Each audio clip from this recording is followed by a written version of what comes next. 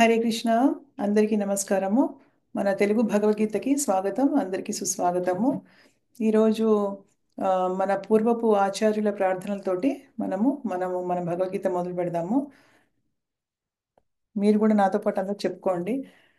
ఓం అజ్ఞానతిమిరంధస్య జ్ఞానాంజనశలాకయా చక్షురున్మిలితం येन తస్మై శ్రీ గురవే నమః.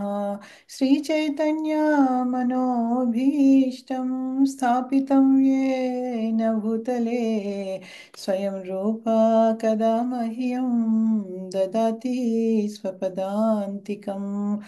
వందేహం శ్రీగురు శ్రీయుతపదకమలం శ్రీగురున్ వైష్ణవాంశ్చ శ్రీరూపం సాగ్రజాతం సహగణా రఘునాథాన్వితం తం సజీవం సద్వైతం సావధూతం పరిజనా సహితం కృష్ణ చైతన్యదేవం శ్రీ రాధా కృష్ణ పాదాన్ సహగణా లలితా శ్రీ విశాఖాన్వితాంశ్చ హే కృష్ణ కరుణా సింధు దీనబంధు జగత్పతే గోపేశ గోపికా కాంత రాధాకాంత నమోస్తుతే. తప్త కాంచన గౌరాంగి రాధే బృందావనేశ్వరి వృషభానుసుతే దేవి ప్రణమామి హరిప్రిये. वाञ्छकल्पतरुभ्यश्च कृपासिन्धुभ्य एव च पतितानां पावनेभ्यो वैष्णवेभ्यो नमो नमः. जय श्री कृष्ण चैतन्य प्रभु नित्यानन्द श्री अद्वैता गदाधारा श्रीवासादि गौरभक्तवृन्दा. हरे कृष्णा कृष्ण कृष्ण हरे हरे हरे राम राम राम హరే హరే. సో ఇప్పుడు మనము 15వ అధ్యాయంలో ఉన్నాము. చాలా చాలా ఇంపార్టెంట్ అధ్యాయము. ఎంతో గొప్ప ప్రసిద్ధి చెందినటువంటి శ్లోకాలన్నీ దీంట్లో ఉన్నాయి. ఇంతకు ముందు మనం ఏం చదువుకున్నామంటే 15వ అధ్యాయంలో ఆ, మనము అంటే అనాసక్తి ద్వారా ముక్తిని పొందడం గురించి మనము చర్చించాము. అంటే భగవంతుడు చెప్పారు అనాసక్తి అంటే ఏంటంటే అటాచ్మెంట్ లేకుండా ఉండడం కదా. అంటే ఈ భౌతిక ప్రపంచం పట్ల ఈ భౌతిక ఆమ్, ఆ, ఆ, విషయాల పట్ల ఆసక్తి లేకుండా ఉండడం, అనాసక్తిని పెంచుకోవడం ద్వారా ముక్తిని ఏ విధంగా ఆ, పొందాలి అన్న విషయాన్ని భగవంతుడు చాలా చక్కగా అశ్వత్థ వృక్షం యొక్క ఉదాహరణతోటి మనకి చెప్పారు. మనం లాస్ట్ టైము తలకిందులుగా ఉన్నటువంటి అశ్వత్థ వృక్షాన్ని, అంటే అశ్వత్థ వృక్షముకి వేళ్ళు పైన ఉంటాయి, కింద కొమ్మలు అవి ఉంటాయి అన్నమాట.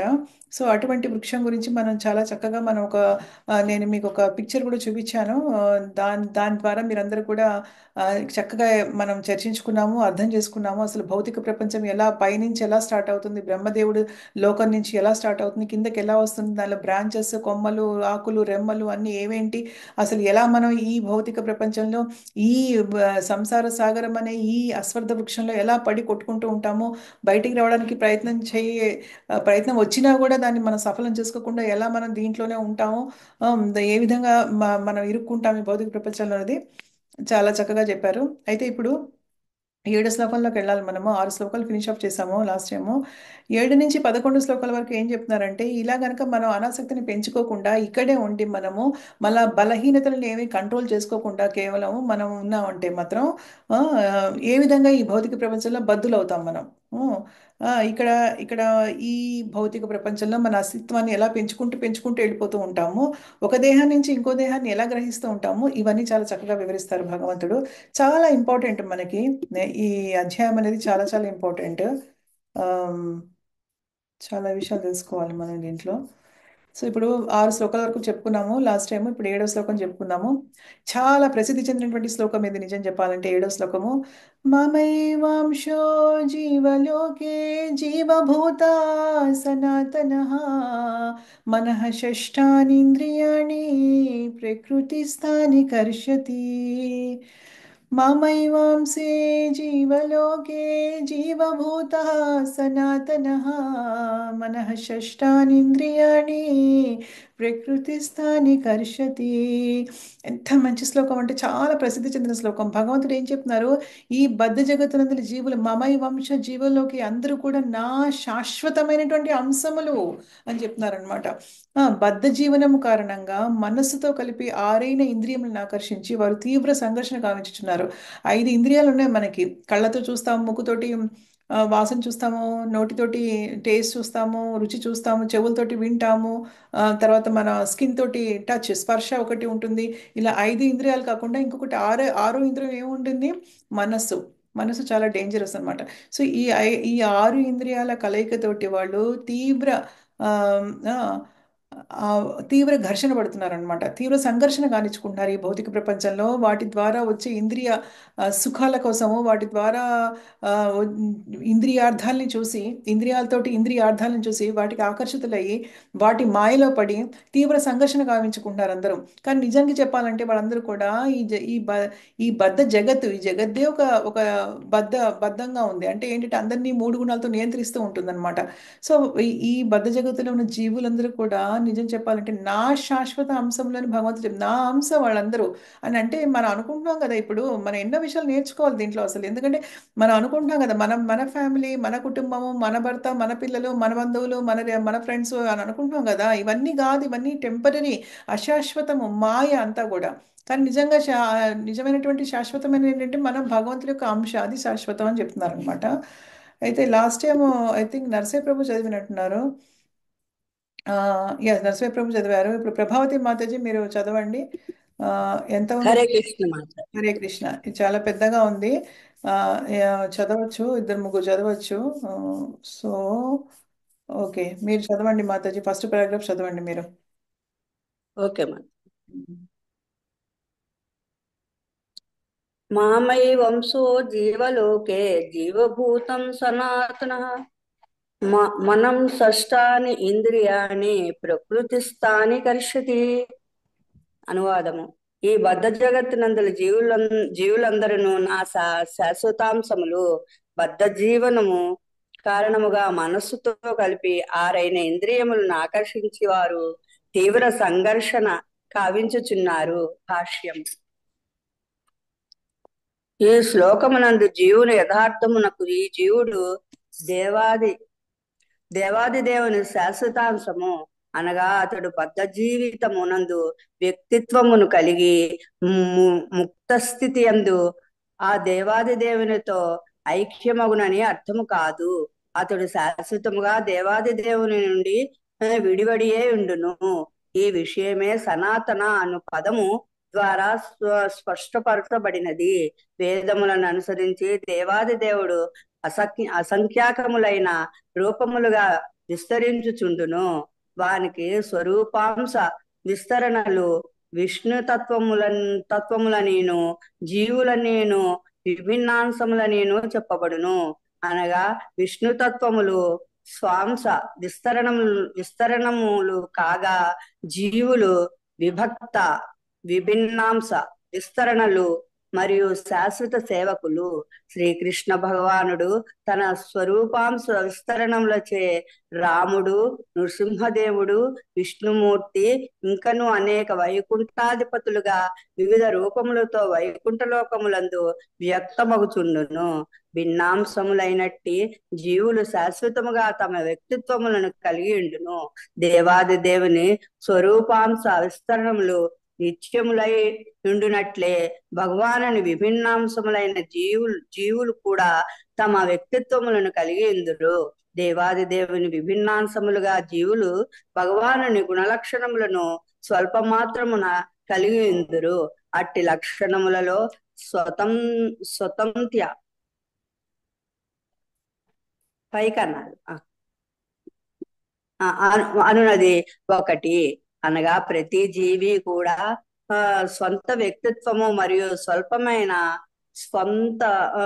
స్వతంత్ర్యములను కలిగి ఉన్నాడు. అట్టి స్వల్ప స్వతంత్ర్యములను దుర్వినియోగ పరుచుట చేతనే అతడు బద్ధుడగును. సద్వినియోగము పరుచుటతే విముక్తుడగుచుండును. ఈ బంధ విముక్తి ఈ బంధ ముక్త స్థితులనడి రెండింటి ఎందును జీవాత్మ దేవదేవునితో గుణైక్యమును శాశ్వతముగా కలిగి ఉండును. ముక్త స్థితి యందు అతడి భౌతిక స్థితి నుండి విముక్తుడై శ్రీకృష్ణ భగవానుని దివ్య సేవ యందు నెలకొని ఉండును. కాని బద్ధ స్థితి యందు భౌతిక ప్రకృతి త్రిగుణములచే ప్రభావితుడై భగవానుని దివ్యమైన ప్రేమయుక్త సేవను విమర్శించును. దానికి ఫలితముగా అతడి ఈ భౌతిక జగత్తునందు తన జీవితమునకై తీవ్ర సంఘర్షణ కావించవలసి వచ్చును. హరే కృష్ణ మాతాజీ. హరే కృష్ణ. థ్యాంక్ యూ మాతాజీ. ఎంత ఇంపార్టెంట్ అంటే ఈ భాష్యంలో ఎంత బాగా చెప్తున్నారంటే ఆ, ఏ ఏమని చెప్తున్నారు, జీవుడు యథార్థానికి ఏంటి, దేవాది దేవుని శాశ్వతమైనటువంటి అంశము. అయితే అతడు ఆ, దాని దాని మీనింగ్ ఏంటంటే, అంటే భగవంతుడి అంశ కాబట్టి, అంటే భగవంతుడిలో ఒక భాగం కాబట్టి మనము ఆ భాగం భగవంతుడి నుంచి విడిపోతే గనక అంటే ఆత్మ ముక్కలైపోతుందా అని తర్వాత శ్లోకాల్లో చెప్తారు. అది శ్రీల ప్రభుపాదుల వారు మనకి ఎక్స్ప్లెయిన్ చేస్తారు. అంటే ఆత్మ ఏమైనా ముక్కలైపోతుంది అంటే భగవంతుడు ఒక ఆత్మ అయితే ఆ ఆత్మ నుంచి మన ఆత్మ కనుక విడిపడిపోయినటువంటి భాగం కాబట్టి మనము అంటే భగవంతుడి అంశే కానీ మనము ఏంటంటే విభిన్న అంశ కదా. విభిన్న స్వ అంశ అంటే ఆయనే అంశ, విభిన్న అంశ అంటే ఆయన నుంచి విడిపడినటువంటి అంశ కానీ ఆయన అంశే. అంత మాత్రం చేత అంటే మన సోల్కి మరి రెండో అధ్యాయంలో ఆత్మకి మనము కొయ్యలేము, ఆత్మని మనం కట్ చేయలేము అని చెప్పారు కదా. మరి ఇప్పుడు ఆత్మ కట్ చేసినట్ట? నో నో నో, అలా అర్థం చేసుకోవడానికి లేదనమాట.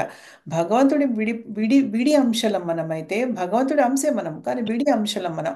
అంటే మన వ్యక్తిత్వం బద్ధ జీవితంలో ఇప్పుడు ఎలా ఉందో, మనం ఎలా ఇండిపెండెంట్గా ఉన్నామో, ఒక వ్యక్తిత్వాన్ని కలిగి ఉన్నామో ఒక ఆత్మ కింద, అలాగే మనం ముక్తి పొందిన తర్వాత కూడా మన వ్యక్తిత్వం ఎక్కడికి వెళ్ళదు, అలాగే ఉంటుంది అని శ్రీల ప్రభుపాదుల వారు మళ్ళీ చెప్తున్నారనమాట. దేవాది దేవుడు ఏంటంటే అసంఖ్యాకములైన రూపాలుగా విస్తరించి ఉంటాడు. అంటే అనేక రకాలైన విస్తరణలు ఉన్నాయి ఆయనకి. రాముడు, నృసింహుడు, విష్ణుమూర్తి, అనేక రకాలైన విష్ణుమూర్తులు, ఇంకా బలరాముడి కింద కూడా వస్తారు ఆయన. కృష్ణుడి నుంచి బలరాముడు కూడా వస్తాడు అలా అనుకుంటే. తర్వాత ఏమో చతుర్వ్యూహాలు వస్తాయి. నాలుగు వాసుదేవ సంకర్షణ ప్రద్యుమ్న అనిరుద్ధ వస్తారు. ఇప్పుడు మనం ఒక పూజ చేసుకుంటే లాస్ట్ టైం నేను చెప్పినట్టుగా ఓం కృష్ణాయ నమః, వాసుదేవ నమ, వాసుదేవాయ నమః, అనిరుద్ధాయ నమః, సంకర్షణాయ నమః అని రకరకాలుగా చదువుతాం కదా.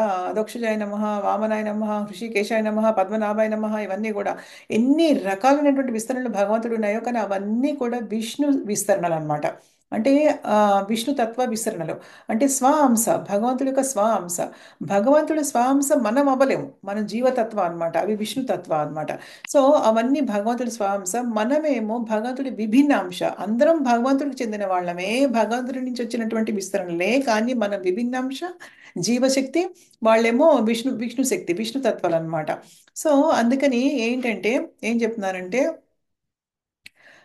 విభిన్నాంశ ఆ, అయినటువంటి మనము, విభిన్నాంశము మనం అంటే మన జీవులము శాశ్వతంగా మన వ్యక్తిత్వాన్ని కలిగి ఉంటాము. అంటే భగవంతుడిలో కలిసిపోవడం అంటూ ఏముండదు, మన వ్యక్తిత్వం మనకు ఉంటుంది, ఎప్పటికైనా సరే మన వ్యక్తిత్వం మనకు ఉంటుంది అనమాట. అది చెప్తున్నారు. సో కాకపోతే విభిన్న అంశంగా మన జీవులు ఏం కలిగి ఉంటాము, సేమ్ భగవంతుడికి ఎటువంటి గుణ లక్షణాలు ఉంటాయో అవే మనకి కూడా ఉంటాయి కానీ కొంచెం స్వల్పంగా ఉంటాయి. భగవంతుడికి అనంతంగా ఉంటాయి, మనకి స్వల్పంగా ఉంటాయి అన్నమాట. అది చెప్తున్నారు. అట్టి అట్టి లక్షణాల్లో భగవంతుడికి ఏముంది, భగవంతుడికి స్వాతంత్రం, ఆయన స్వరాట్ అంటారు. ఆయన స్వరాట్ అంటే ఆయన ఆయన ఇష్టం అయింది, ఆయనకి కంప్లీట్ స్వాతంత్రం ఉంది. అలా భగవంతుడికి కంప్లీట్ స్వాతంత్రం ఎలా ఉందో భగవంతుడి అంశగా మనకి కొద్దిపాటి స్వాతంత్రం ఉంది, అది చెప్తున్నారు. ఆ కొద్దిపాటి స్వాతంత్రము ప్రతి జీవి కూడా స్వంత స్వాతంత్రం కలిగి ఉన్నాడు. స్వంత వ్యక్తిత్వము, స్వంత లిటిల్ బిట్ ఆఫ్ స్వాతంత్రం కూడా కలిగి ఉన్నాడు. అట్టి స్వల్ప స్వాతంత్రంను దుర్వినియోగం పరుచుకున్నాం మనం. పరుచుకోవడం వల్ల మనం ఏమయ్యామో ఈ భౌతిక ప్రపంచంలో బద్దులై కూర్చున్నాం అనమాట. అది ఇప్పటిది కాదు, ఎప్పటి నుంచి అంటే ఎవరు కూడా వెనక్కి వెళ్ళి మళ్ళీ తిరిగి చూసుకొని కనుక్కోలేరు ఎప్పటి నుంచి స్టార్ట్ అయింది మనకి ఈ మన ఉనికి ఈ భౌతిక ప్రపంచంలో ఎప్పటి నుంచి స్టార్ట్ అయింది అనేది ఎవ్వరూ కనుక్కోలేరు అనమాట. సో అయితే కాకపోతే ఈ రెండు స్థితులందు కూడా బద్ధుడై బద్ధుడి స్థితిగా ఉన్నప్పుడు, ముక్తి పొందిన స్థితిలో ఉన్నప్పుడు కూడా ఎప్పుడు కూడా మన వ్యక్తిత్వం మాత్రం ఎక్కడికి పోదు, మనం విడిగా ఆత్మలుగానే ఉంటాము అని చెప్తున్నారనమాట. ముక్త స్థితిలో ఏమవుతుంది, భౌతిక స్థితి నుంచి విముక్తుడైనప్పుడు మనం శ్రీకృష్ణ భగవాను దివ్య సేవ యందు నెలకొని ఉంటాం మనం. కానీ బద్ధ స్థితి ఎందు ఏమవుతుంది, ప్రకృతి త్రిగుణాలు ఏవైతే ఉంటాయో మూడు గుణాలు ఆ త్రిగుణాల చేత ప్రభావితమై భగవంతుడి సేవని విస్మరిస్తాం. మనం మన ఇష్టం వచ్చినట్టు మన మన జీవితాన్ని మనం గడుపుతూ ఉంటాం. మనకి ఇష్టమైన పనులు మనం చేస్తూ ఉంటాం. మన మన బలహీనతలని మనం కాపాడుకుంటూ ఉంటాం అన్నమాట. దానికి ఫలితంగా ఏంటంటే ఈ భౌతిక జగత్తులో మనం తీవ్ర సంఘర్షణలో పడి ఉంటాం. ఎప్పుడు కూడా కొట్టుమిట్లాడుతూ ఉంటాం అన్నమాట. సో ప్రభావతి మాతాజీ అయిపోయారు. తర్వాత పద్మజ మాతాజీ వచ్చారు. మాతాజీ చదవండి మీరు. మీరు ఈ ఈ పారాగ్రాఫ్ చదవండి. చదవగలుగుతారా? చదువుతాను. మానవులు సునకములు, మార్జాలములు, జంతువుల వంటి జీవులే కాకుండా భౌతిక జగత్తును పరిపాలించు బ్రహ్మ, శివ, విష్ణువు కూడా శ్రీకృష్ణ భగవానుని అంశలే. భగవానుని అంశలందరూ శాశ్వత వ్యక్తీకరణలే, కానీ తాత్కాలిక వ్యక్త రూపములు కారు. ఒక్క నిమిషం ఇక్కడ ఒక్క నిమిషం మాతాజీ. ఇది చాలా ఇంపార్టెంట్ చూడండి. అంటే ఇప్పుడు ఏంటంటే ఇంతకు నేను చెప్పాను కదా, భగవంతుడికి స్వ అంశ అవతారాలు ఉన్నాయి, విభిన్న అంశ మనం ఉన్నాము. రెండు ఓకేనా? స్వ అంశ, విభిన్న అంశ. విభిన్న అంటే విడిపోయిన అంశ అని కదా. కానీ రెండు కూడా మనం భగవంతుడి నుంచి వచ్చిన భగవంతుడి అంశలే అందరూ కూడా. మనమే కాదు, మానవులు సునకములు, మార్జాలములు, జంతువులు వంటి జీవులే కాకుండా అందరూ కూడా బ్రహ్మ శివ విష్ణువు కూడా భగవంతుడి అంశలే అందరూ కూడా. అయితే వీళ్ళందరూ ఎవరైతే భగవంతుడి అంశ అని ఎప్పుడైతే వస్తుందో, విష్ణు అంశ, స్వ అంశ కానీ విభిన్న అంశ కానీ అందరూ కూడా శాశ్వత వ్యక్తీకరణలు అవన్నీ కూడా. అంటే ఒకసారి వ్యక్తిత్వం వచ్చేసి మనకి, అంటే మనం బద్ధజీవులుగా ఈ భౌతిక ప్రపంచంలో ఉన్నప్పుడు మనకు ఒక ఒక వ్యక్తిత్వం వచ్చేసి మనకి తర్వాత ఆ, మనకి ముక్తి పొందిన తర్వాత మన వ్యక్తిత్వం పోతుంది. ఇంకా అలా లేదు. ఒకసారి మనం భగవంతుడి అంశాన్ని ఎప్పుడైతే మనం చెప్పే రికగ్నైజ్ చేసుకున్నామో, తెలుసుకున్నామో, ఎప్పుడైతే అది భగవంతుడు అనౌన్స్ చేశాడో, భగవంతుడు విస్తరణగా వచ్చిందో, అప్పటి నుంచి ఇంకా మనం అన్ని శాశ్వత వ్యక్తీకరణలే కానీ తాత్కాలిక వ్యక్త రూపంలో కావు. కానీ కొంతమంది ఏమనుకుంటారు, ఎందుకు ఇంత ఇదిగా శ్రీల ప్రభుపాదులు వారు చెప్తున్నారంటే, కొంతమంది ఏమనుకుంటారంటే బద్ధ జీవితంలో మనకి వ్యక్తిత్వం అనేది ఉంటుంది, అంటే మనం సపరేట్గా ఉంటాము. కానీ ముక్తి పొందిన తర్వాత మనకి భగవంతుడికి తేడా ఉండదు, భగవంతుడిలో మనం కలిసిపోతాం. కానీ భగవంతుడిలో కలిసిపోవడం అనేది ఉండదు. భగవంతుడికి మనం చక్కగా మనం ఆత్మలుగానే ఉండి మనం భగవంతుడికి మన ఆధ్యాత్మిక స్వరూపంతో సేవ చేసుకుంటాం భగవంతుడి ధామంలో. అది ఈ నిజమైందనమాట. ఎస్ మాతాజీ, ప్లీజ్ కంటిన్యూ ఇక్కడి నుంచి. ఇక్కడ తీవ్రముగా సంఘర్షణము చేయుచుండునను అర్థము కలిగిన కర్షతి అను పదము మిక్కిలి ప్రధానమైనది. బద్ధజీవుడు ఇనుపగొలుసులతో బంధింపబడినట్లుగా అతడు తన అహంకారముచే బంధింపబడి ఉన్నాడు. భౌతిక జీవితమునందు అతనిని నడిపించు ముఖ్య సాధనము మనస్సు. ఇంద్రియములలో ముఖ్యమైన అట్టి మనస్సు సత్వగుణమునందున్నప్పుడు అతని కార్యములు యోగ్యమైనవిగా ఉండును. రజోగుణమునందున్నప్పుడు అతని కార్యములో దుఃఖపూరితములై ఉండును. మనస్సు తమోగుణమునందున్నప్పుడు అతడు జంతు జాతుల యందు ప్రవేశించును. ఈ శ్లోకమున బద్ధజీవులు మనస్సు ఇంద్రియములతో కూడిన భౌతిక దేహముతో కప్పబడి ఉందురని, ముక్తులైనప్పుడు అట్టి భౌతిక ఆచ్ఛాదనము నశించి అతనికి ఆధ్యాత్మిక దేహము వ్యక్తమగునని స్పష్టపరచుచున్నది.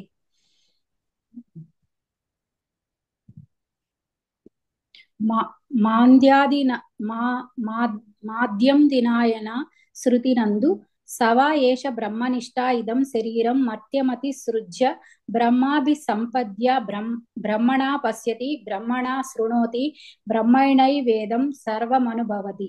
జీవుడు భౌతిక దేహ చాదనమును విడిచి ఆధ్యాత్మిక జగత్తును చేరినప్పుడు తన ఆధ్యాత్మిక దేహమును పునరుద్ధరించుకొని అట్టి ఆధ్యాత్మిక దేహముతో అతడు దేవాది దేవుని ప్రత్యక్షముగా దర్శింపగలడు, దేవాది దేవునితో ముఖాముఖి సంభాషింపగలడు, వినగలడు, మరియు అతనిని యథార్థముగా అవగాహన చేసుకొనగలడు అని తెలుపబడినది.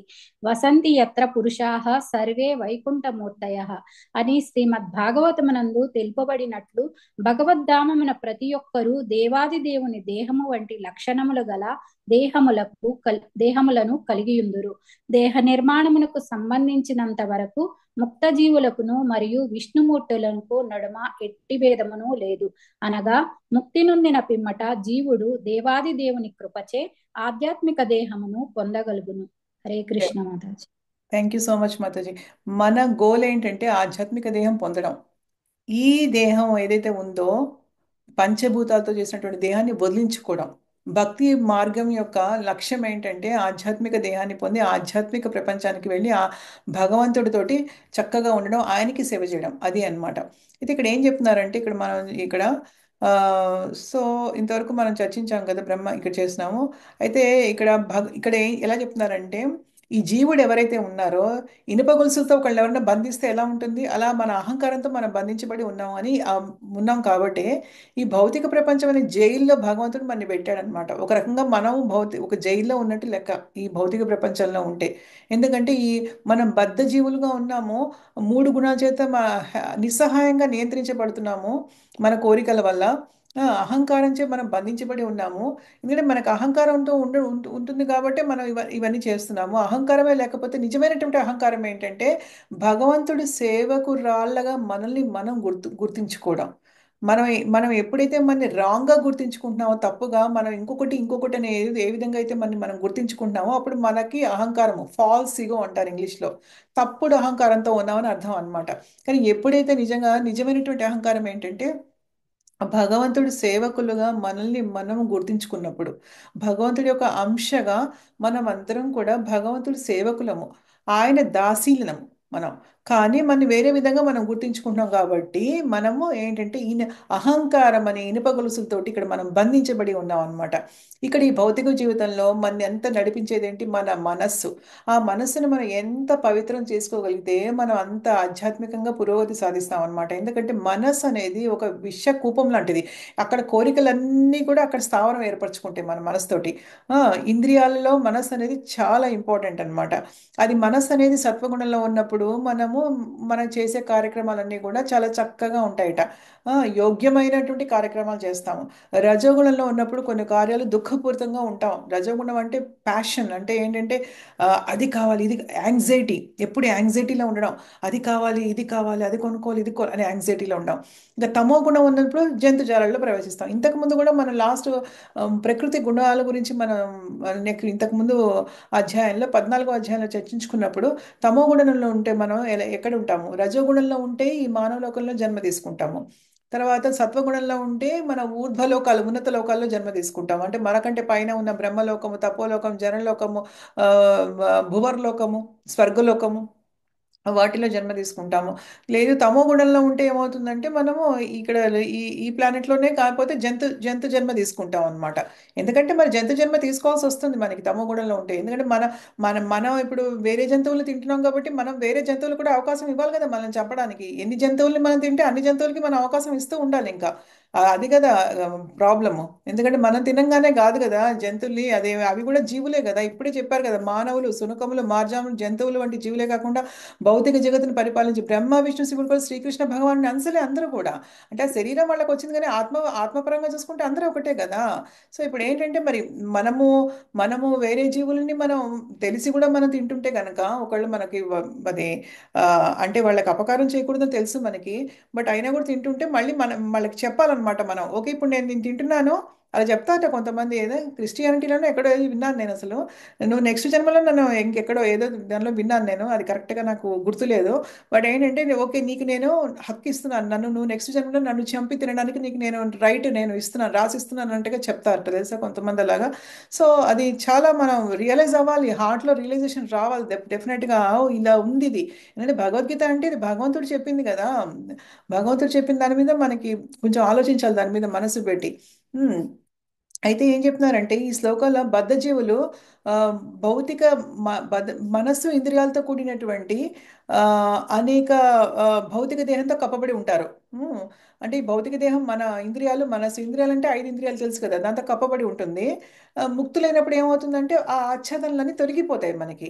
తొలగిపోయి ఆధ్యాత్మిక దేహం వ్యక్తం అవుతుంది అని స్పష్టమవుతుంది. ఆధ్యాత్మిక దేహం అనేది వస్తుంది అనమాట. అంటే మనం ఎంత మన హృదయాన్ని, మన మనసుని మనం పవిత్రంగా చేసుకుంటామో, మన సాధనతోటి, మన భక్తితోటి భగవంతుడి పట్ల ఎంత పవిత్రంగా చేసుకుంటామో అంత ఇదిగా మనకు పైన ఉన్నటువంటి ఆచ్ఛాదనలు, భౌతిక ఆచ్ఛాదనలు ఏమైతే ఉంటాయో అవన్నీ తొలగిపోతాయి. చూడ్డానికి ఏమిటంటే బయటకు చూస్తే మనం మామూలుగా ఆ, ఆ, ఈ భౌతిక శరీరంతో ఉన్నట్టు కనిపిస్తాము, కానీ శుద్ధమైన తర్వాత కానీ ఇంటర్నల్గా లోపల ఆత్మ చాలా క్లీన్ అయిపోయి ఉంటుంది. ఎప్పుడు ఆ, భగవంతుడి యొక్క సేవలో నిమగ్నమై ఉంటుంది. ఆ మనస్సు అనేది, ఆ హృదయం అనేది ఎప్పుడు కూడా భగవంతుడి సేవలో నిమగ్నమై ఉంటుంది. బయటికి చూడడానికి ఇలాగే ఉంటాం అందరూ, భక్తులు అలాగే ఉంటారు. బయటికి చూడడానికి ఒక భౌతిక శరీరంతో ఉన్నట్టు కనిపిస్తారు, కానీ లోపల అనేది వాళ్ళు ఏంటంటే మనసును బృందావనం చేసుకుంటారు. ఉంటారు. భావ బృందావనం అంటారు దాని అనమాట. సో దాన్ని భావ బృందావనం చేసుకుని ఎప్పుడు కూడా భగవంతుడితోటి, భగవంతుడికి నిత్య పార్షదులైనటువంటి యశోదమ్మయ్య, నంద మహారాజు, లేదా కృష్ణుడి ఫ్రెండ్స్ ఎవరైతే ఉంటారో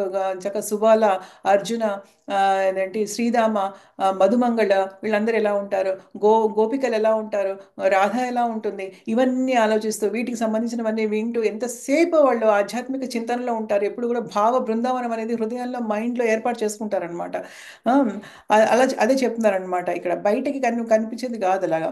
తర్వాత జీవుడు భౌతిక ఈ ఆచ్ఛాదనని ఎప్పుడైతే వదిలి జగత్తుకి ఆధ్యాత్మిక దేహం వచ్చినప్పుడు భగవంతుని డైరెక్ట్గా చూస్తాడు. ఆయన ఎక్కడున్నా పర్వాలేదు. ఇక్కడ శ్రీల ప్రభుపాదులు ఆధ్యాత్మిక ప్రపంచానికి వెళ్ళినప్పుడు అని చెప్తున్నారు. కానీ నిజం చెప్పాలంటే భక్తులు ఎవరైతే సిద్ధతను పొందుతారో ఇదే జన్మలో, వాళ్ళు ఇక్కడున్నా కూడా భౌతిక శరీరంలో వాళ్ళ ఆత్మ ఇంకా స్టిల్ ఉన్నా కూడా, ఎందుకంటే ఒకసారి రాసి పెట్టుంటే నిన్నాళ్ళు ఈ భౌతిక ప్రపంచంలో మనం ఉండాలని చెప్పి అన్నాళ్ళు ఖచ్చితంగా ఉంటారు. కాబట్టి అలా ఉన్నా కూడా వాళ్ళు భగవంతుడిని స్వయంగా చూడగలుగుతారు. అంత పరిశుద్ధమైపోతే ఆత్మ, భగవంతుడు స్వయంగా చూడగలుగుతారు. వాళ్ళు భగవంతుడు స్వయంగా మాట్లాడగలుగుతారు అనమాట.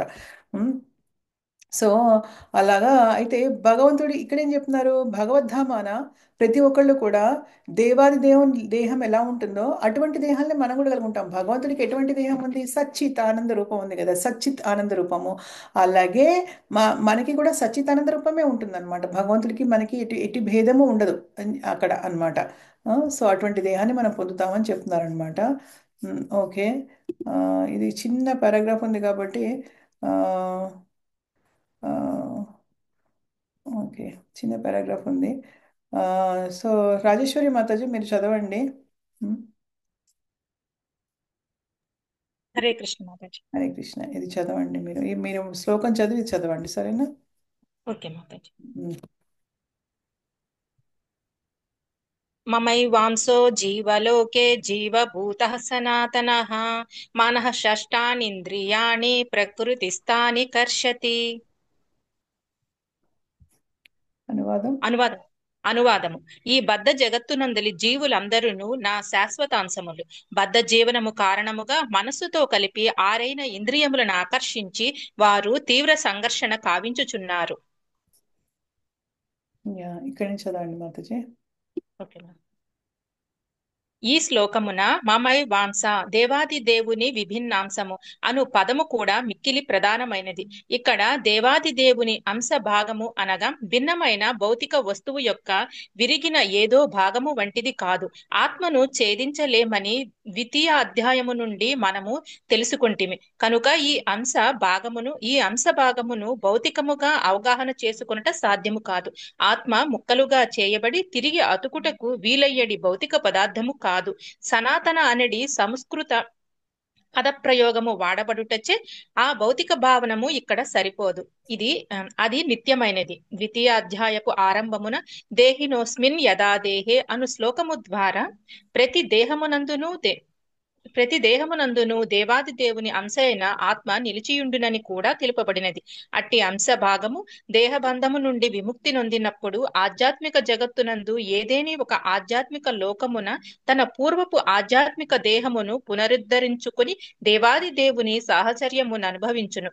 బంగారమునందలి భాగము కూడా బంగారమే అయినట్లు దేవాది దేవుని అంశ అయినందున జీవుడు అతనితో గుణైక్యమును కలిగి ఉండునని ఇక్కడ మనము అవగాహనము చేసుకొనవలెను. హరే కృష్ణ మాతాజీ. Thank you so much. ఎంత ఎంత క్లియర్గా చెప్తున్నారంటే ఏమీ లేదు. మనము అంటే ఈ శరీరం కాదు, మనం అంటే ఆత్మ. ఈ ఆత్మ ఏంటి, భగవంతుడి యొక్క అంశ. ఓకే. ఆ భగవంతుడి అంశ ఎప్పుడైతే ఈ ఆత్మ అనేది ఈ దేహ బంధనాన్ని నుంచి తప్పించుకుంటుందో, నిజంగా విముక్తి చెందుతుందో, అప్పుడు తన ఆధ్యాత్మిక లోకానికి భగవంతుడి వెళ్ళి ఆ భగవంతుడి యొక్క సహచర్యాన్ని అనుభవిస్తుంది అనమాట. ఎలా అంటే ఇప్పుడు ఒక ఎగ్జాంపుల్ చక్కగా చెప్పారు. బంగారం ఉంటుంది. బంగారంలో దాని నుంచి ఒక కిలో బంగారం నుంచి మనం కొంచెం తీసి ఒక 10 గ్రాములు తీసి ఒక ఆర్నమెంట్ తయారు చేస్తాం కదా. చేసినప్పుడు ఆ బంగారానికి ఎటువంటి లక్షణాలు ఉంటాయో సేమ్ ఆ నగలకి ఏదైతే దానికి కూడా అటువంటి లక్షణాలే ఉంటాయి కదా. సేమ్ అలాగే అన్నమాట. భగవంతుడికి ఎటువంటి లక్షణాలు ఉంటాయో మనకి కూడా అటువంటి లక్షణాలే ఉంటాయి అన్నమాట. కాకపోతే ఏంటంటే అవన్నీ కూడా ఇప్పుడు కవర్ వేసేసి ఉన్నాయన్నమాట. అవన్నీ కూడా ఎందుకంటే ఇప్పుడు మన ఆత్మ అనేది ఈ భౌతిక దేహంలో ఉంది కాబట్టి. కానీ దాని నుంచి ఇప్పుడు ఈ మనం దాని నుంచి బయటపడాలి. ఈ భౌతిక దేహాన్ని ఇంతకుముందు నేను చెప్పినట్టుగా కూడా స్థూల శరీరాన్ని సూక్ష్మ శరీరాన్ని ఆ, రెండిటిని కూడా మనం గనక వదిలించుకోగలిగితే గనక ఈ జన్మలో మనం డెఫినెట్గా మన ఆత్మ పరిశుద్ధం చేసుకుని మనం భగవంతుడి దగ్గరికి వెళ్ళగలుగుతాం అనమాట. సో అది చెప్తున్నారు ఇక్కడ. ఇది ఇంతకు ముందు నేను చెప్పినట్టుగా కూడా మమైవ అంశ అంటే నా అంశ విభిన్న అంశ అంటే ఆ, ఏదో ఒక వస్తువు ఏది ఒక వస్తువు నుంచి ఇప్పుడు ఒక మెషిన్ ఉంటుంది, దాని నుంచి ఒక పార్ట్ బయటకు తీస్తే ఆ మెషిన్లో ఒక పార్ట్ ఉండదు అప్పుడు కదా ఆ మెషిన్లో. అయితే ఏంటంటే కానీ అలా కాదు, భగవంతుడి నుంచి మనం విడిపడిన భగవంతుడు సంపూర్ణంగా ఉంటాడు, మన వ్యక్తిత్వం ఎప్పటికీ కూడా శాశ్వతంగా అలాగే ఉంటుందన్నమాట. అది చెప్తున్నారు. కాబట్టి అలా మనం ఆత్మ ముక్కలు అవ్వదు కదా. ఆత్మ లక్షణాలు మనం రెండో అధ్యాయంలో చూసుకుంటే ఆత్మ అనేది ముక్కలు ముక్కలు అవ్వదు ఆత్మ కదా. సో అందుకని ఆ, ఆత్మ ఇప్పుడు నిత్య భగవంతుడి నుంచి బయటికి వచ్చినా కూడా ఆత్మ స్వరూపంలో ఏమీ మార్పు ఉండదు, భగవంతుడిలో కూడా ఏమీ మార్పు ఉండదు. కానీ మనం ఎప్పుడు మనం శాశ్వత వ్యక్తీకరణలో ఉంటాం, ఎప్పుడు కూడా పర్మనెంట్గా ఉంటాం అనమాట. సో అదే నెక్స్ట్ మనం వెళ్దాము ఎయిత్ శ్లోకానికి.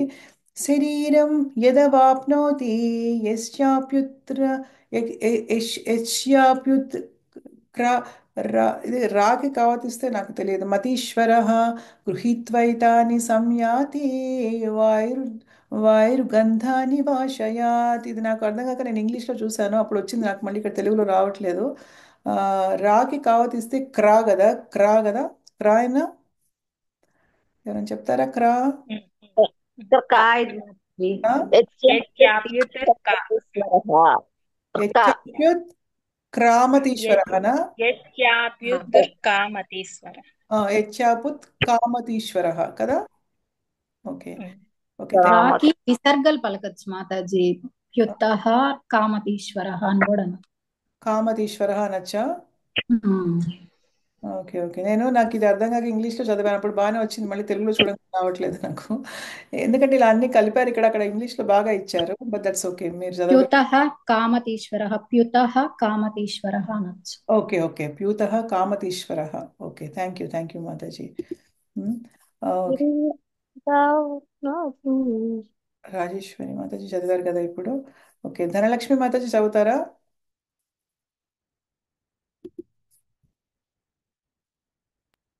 ధనలక్ష్మి మాతాజీ హరే కృష్ణ. చదవండి మాతాజీ మీరు. శరీరం యాదవాప్నోతి యచ్చాప్యుత్ కర్కమతీశ్వరః గృహీత్వైతాని సంయాతి వాయుర్గంధీన వాయుర్గంధ నివాసయాత్. ఓకే, అనువాదము. వాయువు గంధమును మోసుకొని పోవునట్లు జీవుడు భౌతిక జగత్తున విభిన్నములైన తన భౌతిక భావ సంస్కారములను ఒక దేహం నుండి మరొక దేహమునకు గొనిపోవుచుండును. ఈ విధముగా అతడు ఒక దేహమును గ్రహించి తిరిగి మరి ఒక దేహమును గ్రహించుటకై దానిని విడిచి వేయుడు. ఒక్క నిమిషం భాష్యం. మాతాజీ ఒక్క నిమిషం, నేను హరే కృష్ణ. అనువాదం చదవడం మర్చిపోయాను, ఒక్క నిమిషము. చూడండి ఎంత బాగా చెప్తున్నారంటే, వాయు గంధముని మోసుకొని పోచినట్లు. అంటే ఏంటంటే ఒక పూల తోట ఉంది, దాంట్లో మంచిగా పువ్వులు ఉన్నాయి. ఆ పువ్వుల సువాసన ఎలా ఉంటుందంటే చక్కగా అది ఒకదాని నుంచి ఆ వాయువు అనేది ఏదైతే ఉంటుందో అది చక్కగా తీసుకెళ్తూ ఉంటుంది కదా. వాయువు వల్లనే మనం యాక్చువల్గా మంచి సువాసనని అనుభవించగలుగుతున్నాం కదా, పువ్వుల నుంచి వచ్చిన సువాసనని కానీ దేని సువాసన అనుభవించగలుగుతున్నాము. అయితే ఆ, అలాగే ఏంటంటే జీవుడు ఏం చేస్తున్నాడంటే ఈ భౌతిక జగత్తులో తన భిన్నమైనటువంటి భౌతిక భావ సంస్కారాల నుంచి, ఇప్పుడు సోల్ మీద ఆత్మ మీద కొన్ని ఇంప్రింట్స్ అంటారు కదా, కొన్ని వాసనలు అలా ఉండిపోతాయి. అంటే ఇప్పుడు కొంతమందికి చూడండి, ఈ జన్మలో మనం వచ్చామంటే మనకి కొన్ని కొన్ని మనకి విచిత్రమైనటువంటి లక్షణాలు కొన్ని ఉంటే కనుక, కొంతమంది నీళ్ళలోకి వెళ్ళడానికి భయపడిపోతూ ఉంటారు, కొంతమంది అగ్ని చూస్తే భయపడుతూ ఉంటారు, కొంతమంది లేకపోతే కొన్ని ఐటమ్స్ అసలు వాళ్ళకి తినడానికి ఇష్టం ఉండవు. ఇలాంటివన్నీ ఉంటాయి కదా మనకి. ఉంటే ఏంటంటే ఇవన్నీ కూడా కొంచెం పూర్వజన్మ వాసనని బట్టి కూడా ఉంటాయి. కొంతమందికి చాలా క్రోధం ఉంటుందన్నమాట. నాకు చాలా కోపం ఉండేది ఒకప్పుడు, ఇప్పుడు ఇప్పుడు భగవంతుడు తీసేశాడు, కానీ ఒకప్పుడు చాలా కోపం ఉండేది. సో కోపం ఉంటుంది అనుకోండి, అప్పుడు ఏమవుతుంది కోపం ఉంటే అలాంటివన్నీ కూడా ఏంటంటే పూర్వజన్మ వాసనలు అంటారు. మీకు తెలిసే ఉంటుంది పూర్వజన్మ వాసనలు ఉన్నాయని చెప్పేసి అంటారు కదా. సో అందుకని ఏంటంటే ఇప్పుడు కొంతమందికి నీరంటే భయం, అంటే అంతకుముందు నీళ్ళలో పడిపోయి చనిపోవడమో లేకపోతే ఇంకేదో అయి ఉంటుంది అనమాట, అందుకే నీరు చూస్తే భయపడుతూ ఉంటారు. అలా ఏంటంటే మనం ఈ జన్ ఒక పూర్వజన్మలో ఎటువంటి భౌతిక సంస్కారాలు చేసుకుంటామో అటువంటివి ఈ జన్మలో కూడా మనకి పాస్ ఆన్ అవుతూ ఉంటాయి అనమాట. ఒక దేహం నుండి ఇంకో దేహానికి అలా వెళ్తూ వెళ్తూ వెళ్తూ ఉంటాయి. ఎక్కడ పోతాయి అవి? మనకి ఈ భౌతిక శరీరం నుంచి ఆత్మ బయటకు వచ్చిన తర్వాత భౌతిక శరీరం నుంచి కాల్ చేస్తారో లేదా పాతి పెడతారో ఏదో చేస్తారు. తర్వాత ఇంకా సూక్ష్మ శరీరం ఉంటుంది కదా, ఏంటి మనస్సు బుద్ధి అహంకారం ఉంటుంది కదా. ఈ మనస్సు బుద్ధి అహంకారంతో పాటు ఈ ఈ పూర్వజన్మ వాసనలన్నీ కూడా దాంట్లోంచి అవే అవే క్యారీ చేస్తూ ఉంటాయి అనమాట, అవే తీసుకెళ్తూ ఉంటాయి అనమాట, ఒక దేహం నుంచి ఇంకో దేహానికి వెళ్తూ ఉంటాయి. ఈ విధముగా అతడు ఒక దేహాన్ని గ్రహించి తిరిగి మరొక దేహాన్ని గ్రహించుటకే దాన్ని విడి చేస్తూ ఉంటాడు అనమాట. సో ఈ ప్రాసెస్ అనేది మనకి ఎప్పటి నుంచో జరుగుతుంది, ప్రాసెస్ అనేది ఎప్పటి నుంచో జరుగుతోంది. ఎస్ మాతాజీ, చదవండి.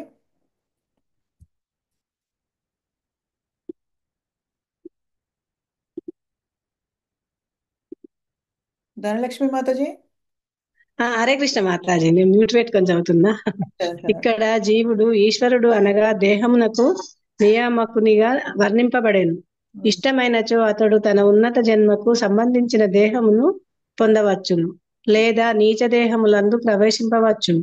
ఈ విషయమున ఈ విషయమున అతనికి స్వల్పమైన స్వాతంత్ర్యము స్వాతంత్ర్యము కలదు. దేహమందలి మార్పు దేహి అయిన అతని పైననే ఆధారపడి ఉన్నది. అతడు రూపొందించుకొనిన చైతన్యము మరణ సమయమున అతనికి మరొక విధమైన దేహమునకు కొనిపోవును. అతడు శునకములు, మార్జలములు వంటి జంతువులు చైతన్యమును పెంపొందించుకొనినచో అతడు తప్పక అటువంటి జంతువులు చైతన్యమును పెంపొందించు కొనినచో అతడు తప్పక అట్టి సునగముల మార్జాముల దేహమునే పొందవలసి వచ్చును. ఒక లైన్ మిస్ అయ్యారు మీరు, ఓకేనా? ఓకే. ఇక్కడ చదవండి. దైవీ గుణం. అతడు తప్పక అట్టి శునకములు మార్జలములు దేహమునే పొందవలసి వచ్చును. దైవీ గుణములందు అతని చైతన్యము లగ్నమైనచో మరణానంతరము దేవత శరీరమును పొందును. ఒకవేళ అతడు కృష్ణ చైతన్యము మాతాజీ అతని చైతన్యము లగ్నమైనచో మరణానంతరము దేవత శరీరమును పొందును. ఒకవేళ అతడు కృష్ణ చైతన్యవంతుడైనచో ఆధ్యాత్మిక జగత్తునందలి కృష్ణలోకమునకు చేరి శ్రీకృష్ణుని సహచర్యము పొందును. కనుక దేహము నశించిన పిమ్మట సర్వము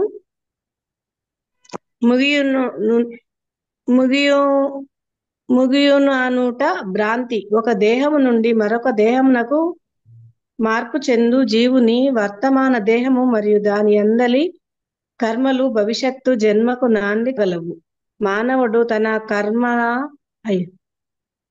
హరే కృష్ణ మాతాజీ, ఏమైంది? మానవుడు తన కర్మను అనుసరించి మానవుడు తన కర్మను అనుసరించే భిన్నమైన దేహములను పొంది కాలక్రమమున ఈ దేహమును విడవలసి వచ్చును. జీవభావములను తనతో మరొక దేహమునకు కొనిపోవు సూక్ష్మ శరీరమే తరువాత జన్మలోని మరొక దేహమును సిద్ధపరచుచున్నదని ఇక్కడ పేర్కొనబడినది. ఒక దేహము నుండి మరొక దేహమునకు మార్పు చెందుట మరియు దేహము నందున్నప్పుడు వివిధ సంఘర్షణలకు గురి అగుటయనేది ఈ విధానము కర్షతి లేక జీవన సంఘర్షణమని చెప్పబడును. థ్యాంక్ యూ మాతాజీ. హరే కృష్ణ. చూడండి, ఇక్కడ చాలా ఇంపార్టెంట్ విషయం చెప్పారు. ఏంటంటే ఈశ్వరుడు అంటే దేహానికి నియామకుడు. ఎవరు దేహానికి నియామకుడు? ఎవరు ఇక్కడ? ఆత్మ. కరెక్టే కదా. అయితే ఇక్కడ ఆత్మ అనేది ఇప్పుడు అతడికి ఇష్టమైతే గనక ఉన్నత జన్మకు సంబంధించిన దేహాన్ని పొందొచ్చు. అలాగే ఇందాక మనం చెప్పుకున్నాం కదా, అంటే గంధర్వులలో పుట్టచ్చు, మనం అప్సరసల్లో పుట్టచ్చు, పైన లోకాలకు వెళ్ళి చక్కగా అనుభవించవచ్చు, లేదా నీచ దేహాలందు కూడా ప్రవేశించవచ్చు. అంటే మనకంటే తక్కువ జాతి, నిమ్న జాతులలో, అంటే ఏంటంటే జంతు జాతిలో ప్రవేశించవచ్చు. ఈ విషయాన్ని అతనికి స్వల్పమైనటువంటి స్వాతంత్రం ఇచ్చాడు భగవంతుడు. ఇంతకు మనం చర్చించాం ఆల్రెడీ. సో దేహమందలి మార్పు దేహి అయిన అతని పైన ఆధారపడి ఉంది. అంటే ఎవరు ఇక్కడ దేహి అంటే ఎవరు? మళ్ళీ ఆత్మ. మన ఆత్మ పరంగా ఆలోచించుకుంటే దాని మీదే ఆధారపడి ఉంది. ఆ మనం రూపొందించుకున్నటువంటి చైతన్యమే మరణ సమయంలో మన ఇంకో దేహాన్ని తీసుకెళ్తుంది ఖచ్చితంగా అదైతే నిజం కదా. అది భగవంతుడు చాలాసార్లు చెప్పాడు. మనం అన్ని చాలా చివరికి వచ్చేసాం మన భగవద్గీత. అంటే మనం చాలా చదువుకున్నాం ఆల్రెడీ. భగవంతుడు ఏమేం చెప్పాడో అని చదువుకున్నాం. అంతకాలంలో మనం ఎటువంటి చైతన్యంతో ఉంటామో, మనం ఎటువంటి గుణంలో ఉంటామో అదే మనని తీసుకెళ్తుంది నెక్స్ట్ జన్మకి అనమాట. అయితే ఇక్కడ ఏం చెప్తున్నారు, ఆ, మనకి గనక ఆ, మన చైతన్యం గనక ఆ, అత అతడు రూపొందించుకున్న చైతన్యం అతడు సునకములు మార్జాములు వంటి జంతువుల చైతన్యం పెంపొందించుకునేచో అతడు తప్పక అటువంటి దేహాన్ని పొందవలసి వస్తుంది అని చెప్తున్నారు క్లియర్గా ఇక్కడ. సో దైవీ గుణమునందు అతని చైతన్యం లగ్నమైంచో మరణానంతరం శరీరం దేవతా శరీరం పొందుతుంది. కానీ ఇవన్నింటినీ మించి వెళ్ళాలి. మనకి మానవ శరీరము వద్దు, మనకి మనకి జంతు శరీరము వద్దు, మనకి తర్వాత దేవతల శరీరం కూడా వద్దు. ఇవి ఇవన్నీ వద్దు. మనం గనక కృష్ణ చైతన్యాన్ని పెంపొందించుకుంటే గనక ఆ ఆధ్యాత్మిక జగత్తుకి డైరెక్ట్గా వెళ్ళగలుగుతాం. అంటే మనకి ఏ జన్మ, ఈ భౌతిక ప్రపంచంలో ఏ జన్మ వద్దు, మనకి ఉన్నత లోకాల్లో కూడా ఏ జన్మ వద్దు, మనకి పాతాళ లోకాల్లో కూడా ఏ జన్మ వద్దు. మనకి ఏం కావాలంటే మనం కృష్ణ చైతన్యాన్ని పెంపొందించుకొని ఆధ్యాత్మిక జగత్తుకు వెళ్ళాలి. కృష్ణ భగవంతుడి భక్తులయ్యి మనము ఆధ్యాత్మిక ప్రపంచానికి వెళ్ళగలిగితే అది నిజమైనటువంటి ఆయన సాహచర్యం పొందగలగాలి. ఆ? ఎందుకంటే అందరూ అనుకుంటారు చనిపోయిన తర్వాత ఎవరికేం తెలుస్తుంది అలా అనుకుంటారు. చనిపోతే ఏంటంటే ఇదంతా ముగిసిపోయిందనే ఒక భ్రాంతి అనమాట. ఏమి ముగిసిపోలే, చనిపోతే మళ్ళీ ఆత్మ ఇంకో శరీరాన్ని ధరిస్తుందని క్లియర్గా భగవంతుడు ఇప్పటివరకు కూడా మనకి ఇన్స్ట్రక్షన్స్ ఇస్తూనే ఉన్నాడు, సూచనలు ఇస్తూనే ఉన్నాడు. సో మనం కనుక తెలివి గల వాళ్ళమైతే, ఈ ఈ జన్మలో మనం ఈ శరీరాన్ని ఎలా వదిలించుకోవాలి అని ఆలోచించాలి. దీని నుంచి ఏ విధంగా బయటికి రావాలి అన్నది ఆలోచించాలి.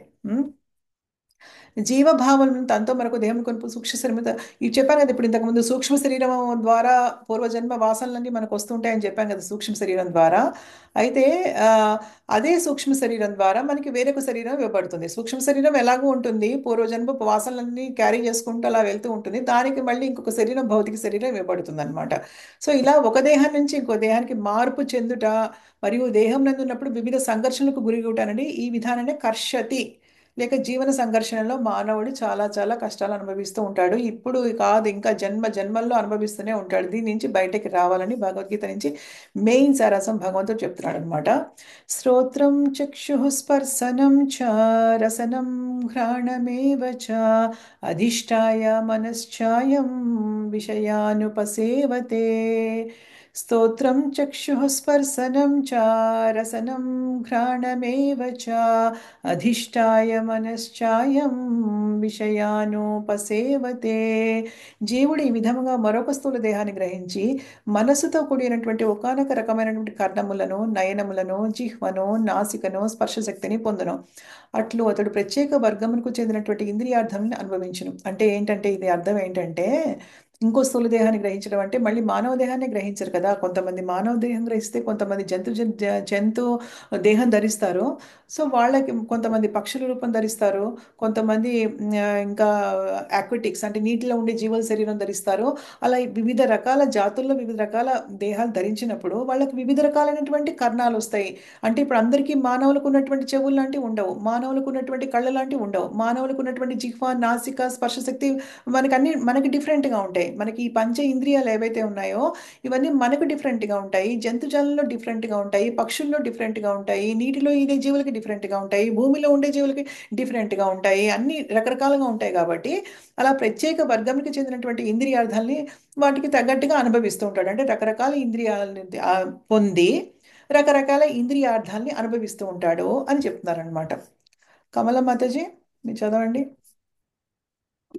హరే కృష్ణ మాతాజీ. హరే కృష్ణ. శ్రోత్రం చక్షుః స్పర్శనం చ రసనం ఘ్రాణమేవ చ అధిష్టాయ మనశ్చాయం విషయానుపసేవతే. అనువాదం. జీవుడు ఈ విధముగా మరొక స్థూల దేహమును గ్రహించి మనసుతో కూడి ఉన్న ఒకానొక రకమైన కర్ణములను, నయనములను, జిహ్వను, నాసికను, స్పర్శ శక్తిని పొందును. అట్లా అతడు ప్రత్యేక వర్గమునకు చెందిన ఇంద్రియార్థములను అనుభవించును. భాష్యము.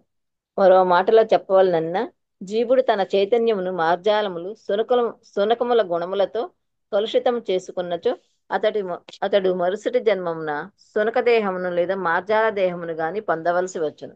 వాస్తవమునకు చైతన్యం అన్నది నీటి వలె స్వచ్ఛమైనది మరియు పవిత్రమైనది. స్వచ్ఛమైన నీరు ఏదేని రంగుతో కలిసినచో అది మార్పు చెందును. అట్లే ఆధ్యాత్మికమైన ఆత్మ యొక్క శుద్ధ చైతన్యము భౌతిక గుణముల కలయికను అనుసరించి తదనుగుణముగా మారిపోవును. వాస్తవమునకు కృష్ణ చైతన్యమే శుద్ధ చైతన్యము కనుకనే కృష్ణ చైతన్యమునందు నెలకొన్నవాడు పవిత్ర జీవనుడగును. కానీ అతడు తన చైతన్యమును ఏదే ఏదేని ఒక విధమైన భౌతిక భావనతో కలుషితం కావించుకున్నచో అతడు భవిష్యత్తు జన్మమున తదనుగుణమైన దేహమును పొందును. అతడు మానవ దేహమున తిరిగి పొందుననడి నియమం ఏదీనూ లేదు. 84 లక్షల జీవరాశులలో అతడు శునకముల, మార్జాలముల, సూకరముల వంటి జంతు దేహమును గాని, దేవతా శరీరమును గాని లేదా మరొక ఇతర దేహమును గాని పొందవచ్చును. హరే కృష్ణ మాతాజీ. హరే కృష్ణ. సో ఆల్రెడీ మనం చర్చించాము. ఇది ఏంటంటే మనం చేసుకున్న కర్మను బట్టి ఈ జన్మలో మనకున్నటువంటి చైతన్యాన్ని బట్టి మనం ఏ చైతన్యంతో మన జీవితం అంతా మనం బ్రతుకుతున్నామో ఆ చైతన్యాన్ని బట్టి మనకి ఏదైనా జన్మ రావచ్చు. మానవ జన్మ రావచ్చు, లేదంటే సునకాలు రావచ్చు, మార్జాలం రావచ్చు, సూకరం వంటి పంది జన్మ రావచ్చు, లేదంటే దేవతా శరీరం రావచ్చు అని అంటారు. కానీ మన లక్ష్యం ఏంటంటే ఇవేమి శరీరాలు పొందడం మన లక్ష్యం కాదు. మన లక్ష్యం ఏంటంటే మన ఆధ్యాత్మిక స్వరూపం పొందడం. ఎంత బ్రహ్మాండమైనటువంటి ఆధ్యాత్మికమైనటువంటి ప్రకాశవంతమైనటువంటి రూపాన్ని పొందాలి. దానికి లక్ష్యమే. ఇప్పుడు మనం మానవ జీవితంలో ఉన్నాం కాబట్టి మానవ రూపంలో మనకు అటువంటి జ్ఞానాన్ని భగవంతుడు ఇచ్చాడు కాబట్టి అటువంటి జ్ఞానాన్ని సంపూర్ణంగా మనము యాక్చువల్గా సంపూర్ణంగా జ్ఞానాన్ని మనం తీసుకుని మనం మన విచక్షణ ఉపయోగించుకుని మనం మన తెలివితేటలతోటి మనము మన మన మనం ఎందుకు అసలు ఇలా ఈ భౌతిక ప్రపంచంలో ఉన్నామో మనం అర్థం చేసుకుని దీని నుంచి మనం బయటపడడానికి ప్రయత్నించాలి. ఎందుకంటే మనకి ఈ జన్మలోనే అవకాశం. నెక్స్ట్ జన్మలో మనకి ఎటువంటి జన్మ వస్తుందో మనకి తెలియదు. మనం ఇంకా రిస్క్ తీసుకుంటే కనుక అప్పుడు మనకి ఏమీ అర్థం కాదు. ఎందుకంటే ఇప్పుడు జంతువులకి చెప్తే ఏమీ అర్థం కాదు కదా. వాళ్ళకి భగవద్గీత గురించి చెప్పినా కూడా నువ్వంటే బాబు ఒక పందినో ఒక కుక్కనో ఒక మార్జాలన్నో పిల్లినో తీసుకొచ్చి నువ్వంటే ఆత్మ, నువ్వంటే ఈ శరీరం కాదు అంటే మేము ఒకసారి చూసి వెళ్ళిపోతాయి మనల్ని. అయితే కుక్క అంటే బహుమని అరుస్తుంది, పిల్లి అయితే మ్యామని వెళ్ళిపోతుంది కదా. సో అందుకని వాళ్ళకి చెప్తే అర్థం కాదు. కానీ మనకి మానవులు కాబట్టి మనకి చెప్తే మనకు అర్థం అవుతుంది. భగవంతుడు మొదటి అధ్యాయం నుంచి ఈ చివరి అధ్యాయం వరకు కూడా చెప్తూనే ఉన్నాడు. మీరంటే ఆత్మ, నా అంశ మీరందరూ కూడా, మీరు అంటే ఇంకెవరో కాదు, మీరు నా అంశ, నాతో ఉండేవాళ్ళు అని చెప్తున్నారు ఆయన. సో అందుకని మనకి అవకాశం అనేది ఈ మానవ జన్మలో మాత్రమే వస్తుంది. ఇంకా మళ్ళీ ఏ జన్మలో రాదు. చివరికి దేవతా లోకాలకు వెళ్ళిన వాళ్ళకు కూడా ఈ అవకాశం లేదు. ఎందుకంటే అక్కడ చాలా సౌకర్యవంతంగా చాలా విలాసవంతంగా ఉంటుంది కాబట్టి వాళ్ళకి భగవంతుని గురించి ఆలోచించే ఇది ఉండదు. పుణ్యకర్మ ఖర్చు పెట్టుకున్న తర్వాత మళ్ళీ ఈ భూప్రపంచం మీదకి వచ్చేస్తారు వాళ్ళు. కాబట్టి ఈ భూప్రపంచంలో మానవ జన్మలో ఉన్న వాళ్ళందరూ చాలా అదృష్టవంతులు. వాళ్ళు మాత్రమే భక్తియుక్త సేవ అనే ఒక సాధనం ద్వారా భగవంతుడిని ఈజీగా చేరుకోగలుగుతారనమాట. అది ఉత్ ఉత్తర ఉత్తర మళ్ళీ ఇదే వచ్చింది. సేమ్ రాకి రావద్దు, నాకు తెలియదు ఇది. ఉత్క ఉత్క్రా उत्क्रामन्तं स्थितं वापि भुञ्जानं वा गुणान्वितं విమూఢానానుపశ్యంతి పశ్యంతి జ్ఞానచక్షుషః.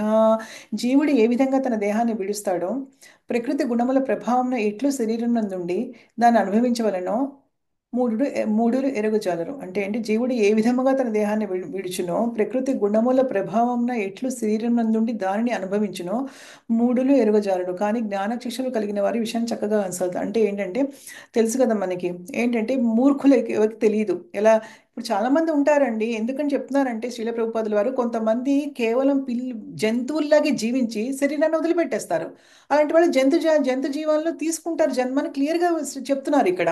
అంటే ఇప్పుడు మూర్ఖులు ఉంటారు కొంతమంది కదా. అంటే భక్తుల యొక్క సాంగత్యంలో రాని వాళ్ళు, భగవంతుడు భగవద్గీతలో చెప్పినటువంటి జ్ఞానాన్ని పొందలేని వాళ్ళు ఎవరైతే ఉంటారో వాళ్ళు ఏది గ్రహించలేరు అంటే ఈ జీవుడు హెల్ప్లెస్గా, నిస్సహాయంగా ఈ భౌతిక శరీరంలో పెట్టబడి ఈ ప్రకృతి గుణాల ద్వారా బంధించబడి ఏ విధంగా తన ఎటువంటి జ్ఞానం లేకుండా, భగవంతుడి పట్ల ఎటువంటి అవగాహన లేకుండా, భగవంతుడి పట్ల ఎట్టి ప్రీతి లేకుండా, ఆ ప్రేమ లేకుండా ఏ విధంగా శరీరాన్ని వదిలిపెట్టేస్తారో వాళ్ళు తెలుసుకోలేరు, మూఢులు అని చెప్తున్నారు అనమాట. అందరికీ అవకాశం ఇవ్వరు కదా భగవంతుడు. అందరికీ మనకు వచ్చినటువంటి అవకాశం అందరికీ రాదు. భగవంతుడి గురించి వినడం కానీ, భగవద్గీతని అర్థం చేసుకోవడం కానీ ఎవరికి అలాంటి అవకాశం అందరికీ రాదు. వచ్చినా కూడా మూర్ఖులు తీసుకోలేరు కొంతమంది. కానీ ఎవరైతే జ్ఞాన చక్షువులు కలిగి ఉంటారో జ్ఞానంతో చూడాలి ఎప్పుడు కూడా. ప్రతి విషయాన్ని మనం ఈ భౌతిక ప్రపంచంలో శాస్త్రపరంగా చూడాలి ఎప్పుడు కూడా. శాస్త్ర చక్షు అంటారు ఎప్పుడు, శాస్త్రపరంగా చూడాలి. శాస్త్రం ఏం చెప్తోంది, దాని ప్రకారంగా మనం వెళ్తున్నావా లేదా, అదొకటి ఇంపార్టెంట్. లేదా చాలా కష్టం అన్నమాట. ఈ భౌతిక ప్రపంచం బంధనాల నుంచి విడిపడడం అనేది చాలా కష్టం. ఉమ్. సో జ్ఞాన చక్షువులు కలిగిన వారు ఈ విషయాన్ని చక్కగా కాంచగలరని చెప్తున్నారు. కుమారి మాతాజీ, మీరు చదవండి అమ్మా. హరే కృష్ణ మాతాజీ. ఎంత ఉంది చూద్దామండి. చదివేసేయండి. उत्का उत्कामन्तं स्थितं वापि भुञ्जाना वा गुणान्वितं విమూఢానానుపశ్యంతి పశ్యంతి చ జ్ఞానచక్షుషః. అనువాదము: జీవుడు ఏ విధముగా తన దేహమును విడుచునో ప్రకృతి గుణముల ప్రభావమున ఇట్లు శరీరమునందుండి దానిని అనుభవించునో మూడులు ఎరుగజాలరు. కాని జ్ఞాన చక్షువులు కలిగిన వారు ఈ విషయమును చక్కగా గాంచగలరు. భాష్యం: జ్ఞానచక్షుష అను పదము ఇక్కడ చాలా ప్రధానమైనది. జ్ఞానము లేకుండా ఎవ్వరును జీవుడు ఏ విధముగా ఈ ప్రస్తుత దేహమును విడిచివేయనని గాని తరువాతి జన్మన అతడు ఎట్టి దేహరూపమును పొందునని గాని లేదా అతడెందుకు ఒక ప్రత్యేక దేహమున వసించుచున్నాడని గాని ఎరుగజాలరు. దీనికై ప్రామాణిక ఆధ్యాత్మికాచార్యం నుండి గాని భగవద్గీత నుండి గాని తత్సంబంధమైన ఇతర శాస్త్రగ్రంథముల నుండి గాని శ్రవణము చేసి పొందిన విశిష్టమైన జ్ఞానము అత్యంత అవసరము. ఈ విషయము అన్నింటినీ అవగాహన చేసుకొనుటకు అభ్యసించిన వాడు నిజమైన అదృష్టవంతుడు.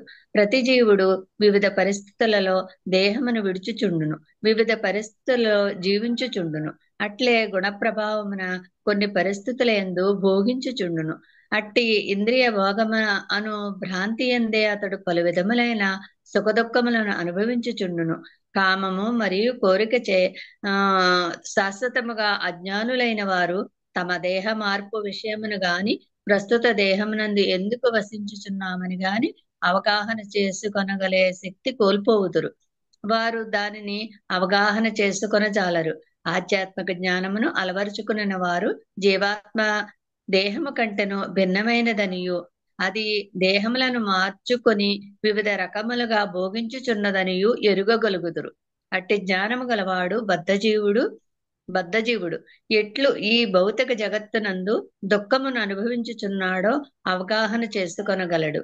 కనుకనే కృష్ణ చైతన్యమునందు గొప్ప పురోగతి సాధించిన వారు సామాన్య జనులకు ఈ జ్ఞానమును తమ శక్తి కొలది అందించుటకు యత్నింతురు. ఎందుకనగా బద్ధ జీవితము మిక్కిల క్లేశకరమైనది. కనుక సామాన్య జనులు బద్ధ జీవితము నుండి బయటపడి కృష్ణ చైతన్యవంతులై ఆధ్యాత్మిక లోకమునకు బదిలీ అగునట్లుగా తమను తాము విముక్తులను కావించుకొనవలెను.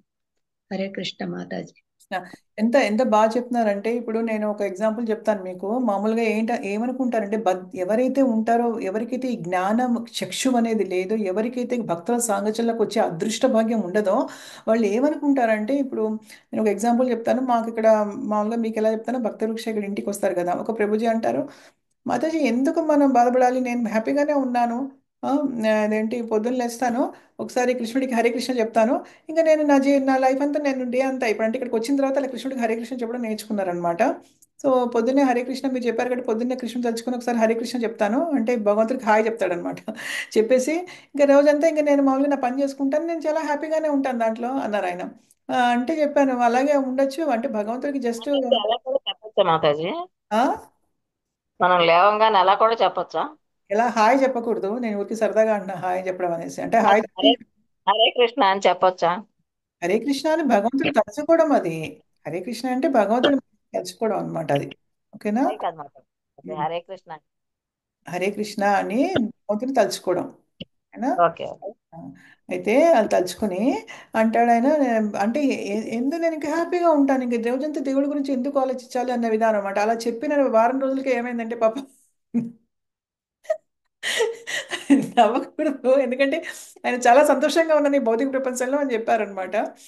తెలుగులో కాబట్టి చెప్తున్నారు, అక్కడ ఇంగ్లీష్ కాబట్టి వాళ్ళు వింటే నా ఇది అయితే ఆ నెక్స్ట్ 1 వీక్ లోపలే ఆయనకి కొలెస్ట్రాల్ ఉందిట, ప్రీ డయాబెటిక్ అని చెప్పారట, ఇంకా రకరకాల చెప్పారనమాట. తిండి మానేసి మొత్తం ఇలాగ సన్నగా అయిపోయి మా ఇంటి నేను కనీసం భక్తి వృక్షాకు వచ్చినప్పుడైనా తినండి, శనివారము మంచి ప్రసాదం చేస్తున్నాం, దీనివల్ల మీకు ఏమీ రాదు, ఇప్పుడు మీకు ఏది వచ్చిందో అది పూర్వజన్మ వల్ల వచ్చింది మీకు, ఎందుకంటే పూర్వజన్మలో చేసుకున్నవే ఈ జన్మలో వస్తాయి, డయాబెటిక్ అయినా ఇంకేదైనా సరే అయితే వస్తాయి.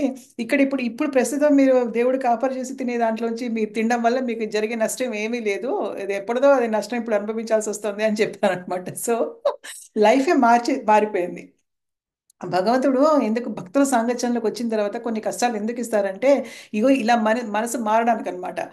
ఎందుకంటే ఇప్పుడు ఇంకా శరణాగతి రావాలి భగవంతుడి పట్ల, లేకపోతే భగవంతుడు ఒకటేంటంటే భగవంతుడి చూపు ఎవరి మీద అయితే పడుతుందో వాళ్ళని మాత్రమే భక్తుల సాంగత్యంలోకి రావడం అనేది ఒక అపూర్వమైనటువంటి కానుక లాంటిది.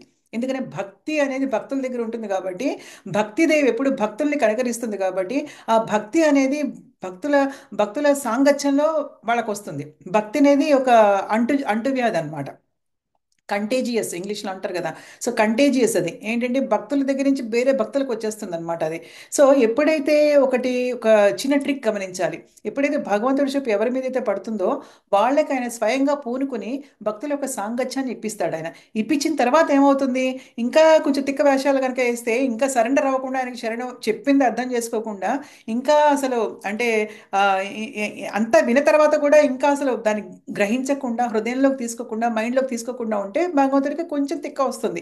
వచ్చి కొంచెం ఏంటంటే కొంచెం ఇవ్వచ్చు, ఏదైనా లిటిల్ బిట్ ఆఫ్ కష్టాలు ఏమైనా ఇవ్వచ్చు, పెద్దవి ఇవ్వచ్చు, చిన్నవి ఇవ్వచ్చు, ఏమైనా ఇవ్వచ్చు. అప్పుడు ఎందుకు ఇంకా పూర్తి శరణాగతి తీసుకుంటారు కదా భక్తులు అని చెప్పేసి, అంతకంటే ఏం లేదు ఆయన. అది పర్పస్ఫుల్గా ఇస్తాడనమాట ఆయన. అయితే నాకు ఈ ప్రభుజీ విషయంలో నవ్వెందుకు వచ్చిందంటే, ఆ రోజు చెప్పిన వెంటనే 1 వీక్ వచ్చి తిండి కూడా మానేశాడు ఆయన. ఎక్సర్సైజ్ చేస్తున్నాడు పాపం, తిండి మానేశాడు. ఇవి చిన్న చిన్న ప్రాబ్లమ్సే, కానీ ఏంటంటే అంటే పొద్దున్న ఒకసారి భగవంతుడికి హాయ్ చెప్పేసి అలా చెప్తే ఆయన కూడా అంతకంటే హాయ్ చెప్పి వెళ్ళిపోతాడు. ఆయన కూడా ఏముంది ఆయనకి, మనకి ఏ డెడికేషన్ లేదు ఆయన పట్ల, ఏవి ప్రేమ డెవలప్ అవ్వట్లేదు అంటే ఎంత జబ్బు పడిపోయి ఉన్నామంటే.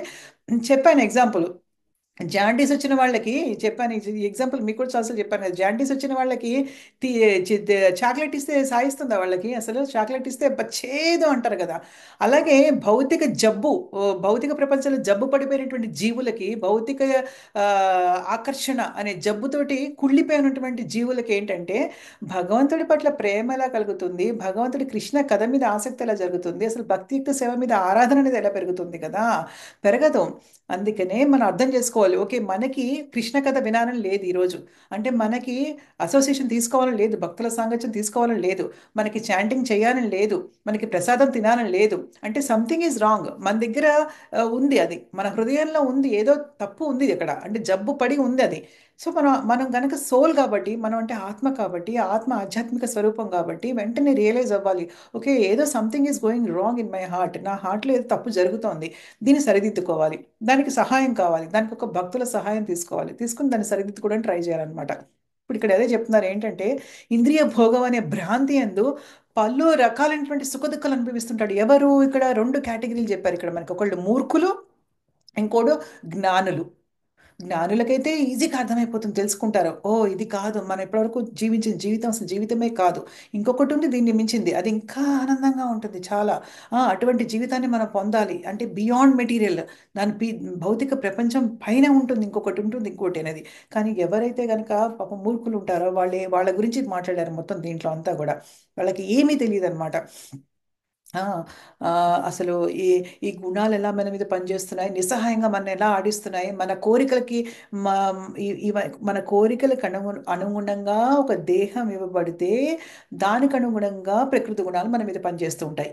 ఇవన్నీ కూడా తెలుసుకోకుండా ఏంటంటే ఈ ప్రకృతిలో ఉండి ఇదే జీవితం అనుకుని సుఖం వచ్చినా కష్టం వచ్చినా భరిస్తూనే ఉంటారు, కానీ మళ్ళీ హ్యాపీనెస్ కావాలి మళ్ళీ భౌతిక జీవితంలో అనమాట.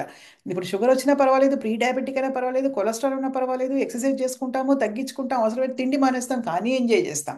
కానీ భక్తియుక్త సేవ మాత్రం తీసుకోవడం కొంచెం కష్టం అని అనుకుంటే, భగవంతుడికి జస్ట్ మనం పొద్దున పూట హాయ్ చెప్పేసి బాయ్ చెప్తే ఆయన ఆయన అంతకంటే బాబాయ్ అంటాడు, అసలు ఆయన మన హాయ్ కూడా తీసుకోడు ఆయన, ఎందుకంటే ఆయన ఇంకా చాలా బిజీగా ఉంటాడు ఆధ్యాత్మిక ప్రపంచంలో, ఆయనకేంటి అవసరం, ఆయన హ్యాపీగా ఉంటాడు. ఇంకా చాలా తండ్రి కాబట్టి, మన ఇటర్నల్ ఫాదర్ కాబట్టి, ఆయన అంటే శాశ్వతమైనటువంటి తండ్రి కాబట్టి కరుణతోటి మన హృదయంలో కూర్చుని ఉన్నాడు తిష్టేసుకుని మనని గమనిస్తూ. అసలు ఒక ఒక తల్లి ఈడొచ్చిన కూతురుని ఎలా గమనిస్తుంది, ఒక పెద్ద మనిషిని కూతుర్ని చక్కగా ఈడొచ్చిన కూతుర్ని ఎప్పుడు కాపలాగా ఎలా జాగ్రత్తగా ఎలా పెంచుకుంటూ జాగ్రత్తగా ఎలా చూసుకుంటుంటే తప్పుడు మార్గం పడతారేమో ఏంటనేది ఎలా అలా మనకి కాపాడుతూ ఉంటాడు లోపల పరమాత్మ ఉండి చూస్తూ ఉంటాడు మనల్ని అనమాట. కానీ ఇంతకుముందు మనం చర్చించుకున్నట్టు భగవంతుడికి ఎటువంటి గొప్ప స్వాతంత్రం ఉంటుందో స్వరాట ఆయన మనకి దాంట్లో మనం భగవంతుడి అంశంగా మనకి చిన్న స్వాతంత్రం ఉంటుంది కదా, దాన్ని నిరుపయోగం చేస్తామా లేకపోతే కరెక్ట్గా ఉపయోగించుకుంటామా అనేది గమనిస్తూ ఉంటాడు పరమాత్మ. నిరుపయోగం చేసుకుంటామా లేదా కరెక్ట్గా గమనిస్తామా దాన్ని అనేది చూస్తూ ఉంటాడు ఆయన అనమాట. సో ఆయన రెండిటికి మనం నిరుపయోగం చేస్తున్నా దానికి ఓకే చేయమని అంటాడు, ఎందుకంటే బలవంతం చేయడు ఆయన. మనతట మనం రియలైజ్ అవ్వాలి, గ్రహించాలి అనుకుంటాడు అనమాట. సో ఇలాగా కామము మరియు కోరిక చే శాశ్వతముగా అజ్ఞానులైన వారు ఎవరైతే ఉంటారో తమ దేహంలో వచ్చే మార్పులు కానీ ప్రస్తుత దేహంలో మనం ఎందుకున్నాం అసలు, కొంతమంది ఎందుకు అసలు ఈ ప్రపంచంలో మనకి ఇంత గొప్పగా ఉన్నారు, కొంతమంది ఎందుకు ఇంత పాపం లోగా ఉన్నారు, అసలు కొంతమంది ఎంత ఆరోగ్యంగా ఉన్నారు 90 ఏళ్ళు వచ్చినా బతుకుతున్నారు, కొంతమంది 20 ఏళ్ళకే చనిపోతున్నారు హార్ట్ అటాక్లు వచ్చేసి. ఎందుకు జరుగుతుంది ఇదంతా కూడా? కొంతమంది విపరీతమైన కోట్ల కోట్లు బ్లాక్ మనీలతో వెలిగిపోతున్నారు, కొంతమంది అసలు జీవించడానికి డబ్బు లేకుండా ఉన్నారు.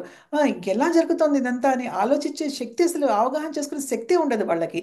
అవన్నీ వస్తే అప్పుడు వస్తుంది అసలు ఎవరు మనం, అసలు మనం ఎందుకు ఇలాంటి జీవితం అనుభవిస్తున్నాము, కొంతసేపు సంతోషంగా ఎందుకుంటున్నాం, కొంతసేపు దుఃఖంగా ఎందుకుంటున్నాం, ఇవన్నీ ఆలోచిస్తారు.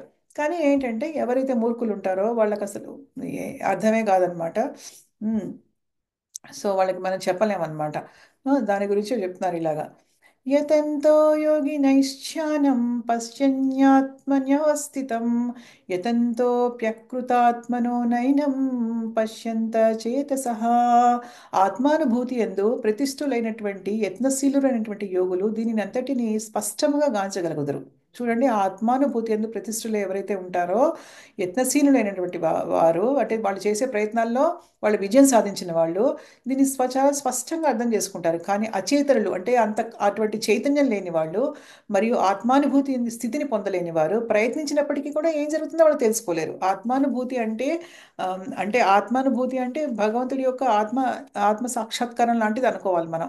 పోనీ ఆ స్టేజ్ వరకు వెళ్ళకపోయినా కనీసం భక్తియుక్త సేవ కూడా ఆ, మొదలుపెట్టిన వాళ్ళు, అటువంటి స్థితిని పొందలేని వాళ్ళు ఎప్పటికీ కూడా ఏం జరుగుతుందో వాళ్ళు తెలుసుకోలేరు అని చెప్తున్నారనమాట. సో ఇందాక చదివింది కమలా మాతాజీ కదా, మాధవి మాతాజీ చదువుతారా? మాతాజీ నేనున్నాను మాతాజీ. మీరు ఎప్పుడు జాయిన్ అయ్యారు? అసలు ఫస్ట్ లో లేరు కదా. లేదు మాతాజీ, వెంటనే జాయిన్ అయ్యాను. ఆ, మీరు ఓకే ప్రేయర్ ఓకే. చేస్తున్నప్పుడు జాయిన్ ఓ అయ్యాను. సారీ మాతాజీ, మీదే టర్న్, ఇప్పుడు మీరు చదవండి అయితే. హరే కృష్ణ. హరే కృష్ణ. థ్యాంక్ యూ మాతాజీ. లక్ష్మీ మాతాజీ లాస్ట్ టైం మన మండే క్లాస్ కూడా అటెండ్ అయ్యారు మీరు. Thank you so much. Yeah thank you so యతంతో అటెండ్ అయ్యారు లక్ష్మీ మాతాజీ. ఓకే, వేరే క్లాస్ ఉంది కదా తెలుగు క్లాసు, అది అటెండ్ అయ్యారు ఆవిడ. అది యా చెప్పండి మాతాజీ, చదవండి. యతంతో యోగి నచ్చైనం పశ్యనాత్మాత్మను పశ్యనాత్మాత్మ పశ్యనాత్యాత్మన్యవస్థితం యతంతో ప్రకృతాత్మానో నైనం పశ్యంత చేతసః.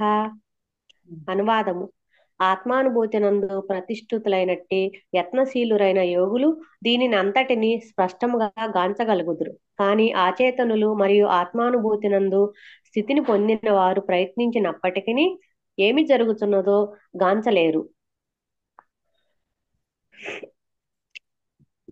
ఆత్మానుభూతి మార్గమునందు పలువురు యోగులున్నను ఆత్మానుభూతిని పొందినవాడు దేహి యొక్క దేహమునందు ఎట్టి మార్పులు కలుగుచున్నవో చూడలేదు.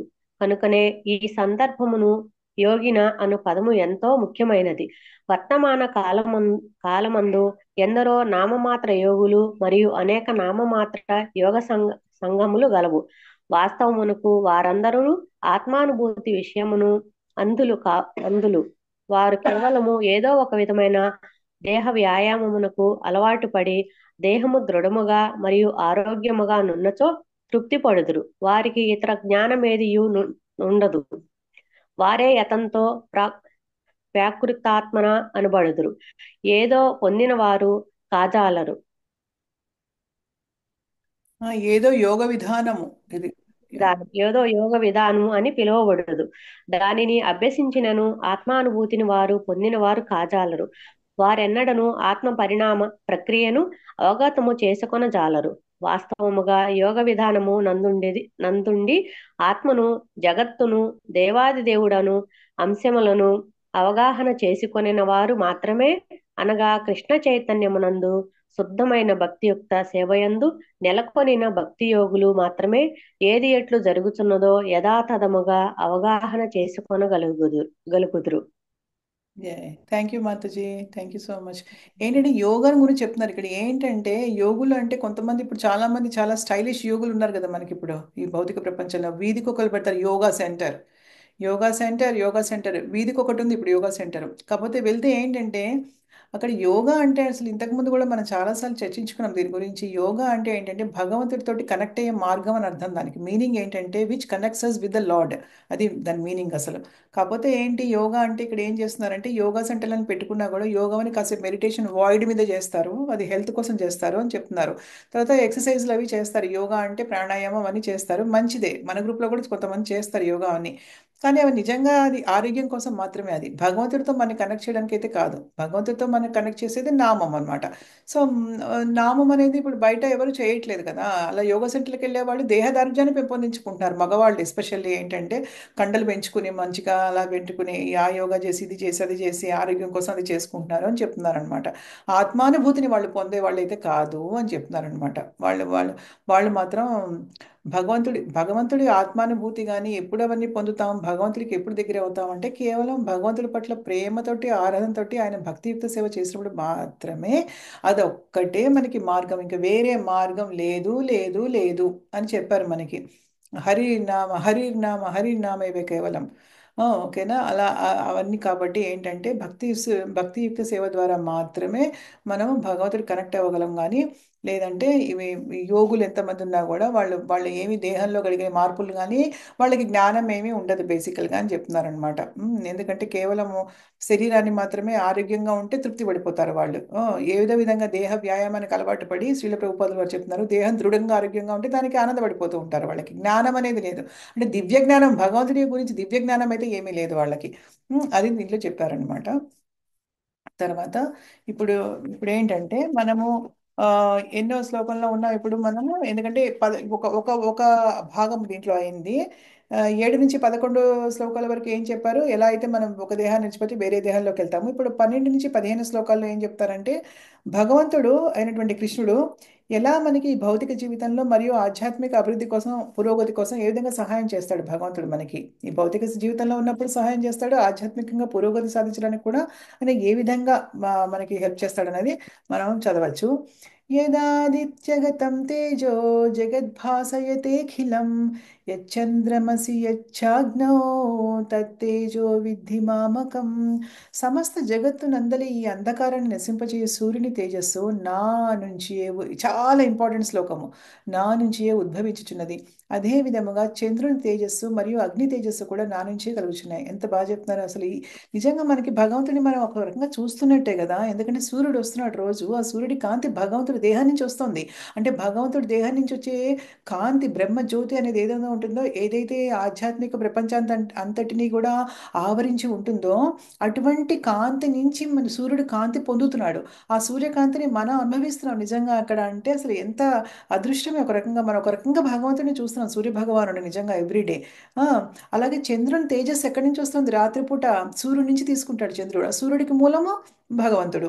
అలాగే అగ్ని తేజస్సు కూడా, అగ్ని కూడా చాలా వెలుగుతూ ఉంటుంది కదా చాలా, అది కూడా నా నుంచే వస్తుంది అని భగవంతుడు చక్కగా చెప్తున్నారు. మాధవి మాతాజీ. హరే కృష్ణ మాతాజీ. ఏదాదిత్యగతం తేజో జగద్భాసయతే బిలం యశ్చంద్రమపి యశ్చాగ్నో తత్తేజో విద్ధి మామకం. అనువాదము. సమస్త జగత్తు నందలి అంధకారమును నశింపజేయు సూర్యుని తేజస్సు నా నుండియే ఉద్భవించుచున్నది. అదే విధముగా చంద్రుడి తేజస్సు మరియు అగ్ని తేజస్సు కూడా నా నుండియే కలుగుచున్నవి. భాష్యము. ఒక నిమిషం మందబుద్ధులు ఏ విధముగా చదవండి. మందబుద్ధులు ఏది ఏ విధముగా జరుగుచున్నదో అవగాహన చేసుకున్న జాలరు. కానీ భగవానుడు ఇక్కడ వివరించే విషయమును అవగాహన చేసుకునడం ద్వారా ఎవరైనాను క్రమంగా జ్ఞానం నందు స్థితుడు కాగలడు. ప్రతి ఒక్కరూ సూర్యుడు, చంద్రుడు, అగ్ని, విద్యుత్తులను చూచుచుందురు. అట్టి సూర్యుణ్ణి, చంద్రుని, అగ్ని, విద్యుత్తు యొక్క కాంతి దేవాది దేవుని నుండియే కలుగుచున్నదని వారు అవగాహన చేసుకున్నట్టుకు యత్నింపవలెను.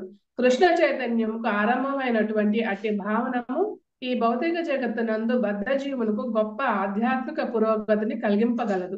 జీవులు ముఖ్యంగా దేవాది దేవుడైన శ్రీకృష్ణుని నిత్యాంశములు. జీవులు ఏ విధముగా తిరిగి భగవద్ధామమును చేరగలుగురనే విషయమును భగవాన్ ఇక్కడ కొన్ని సూచనలు నసుగుచున్నాడు. ఈ శ్లోకంను బట్టి సూర్యుడు గ్రహ మండలం అంతటినీ ప్రకాశింపజేయుచున్నాడని మనము అవగాహన చేసుకునవచ్చును. వాస్తవమునకు భిన్న విశ్వములు మరియు సూర్య మండలములు అనేకములు కలవు. అదే విధముగా సూర్యులు, చంద్రులు మరియు గ్రహములు కూడా కలవు. కానీ ప్రతి విశ్వమునందు ఒక సూర్యుడు మాత్రమే ఉండును. భగవద్గీత 10.21 ఎందు చెప్పబడినట్లుగా చంద్రుడు నక్షత్రములో ఒకడై ఉన్నాడు. నక్షత్రానామహం శశి ఆధ్యాత్మిక ఆకాశమునందలి దేవాది దేవుని దివ్య తేజస్సే సూర్యకాంతికి కారణము.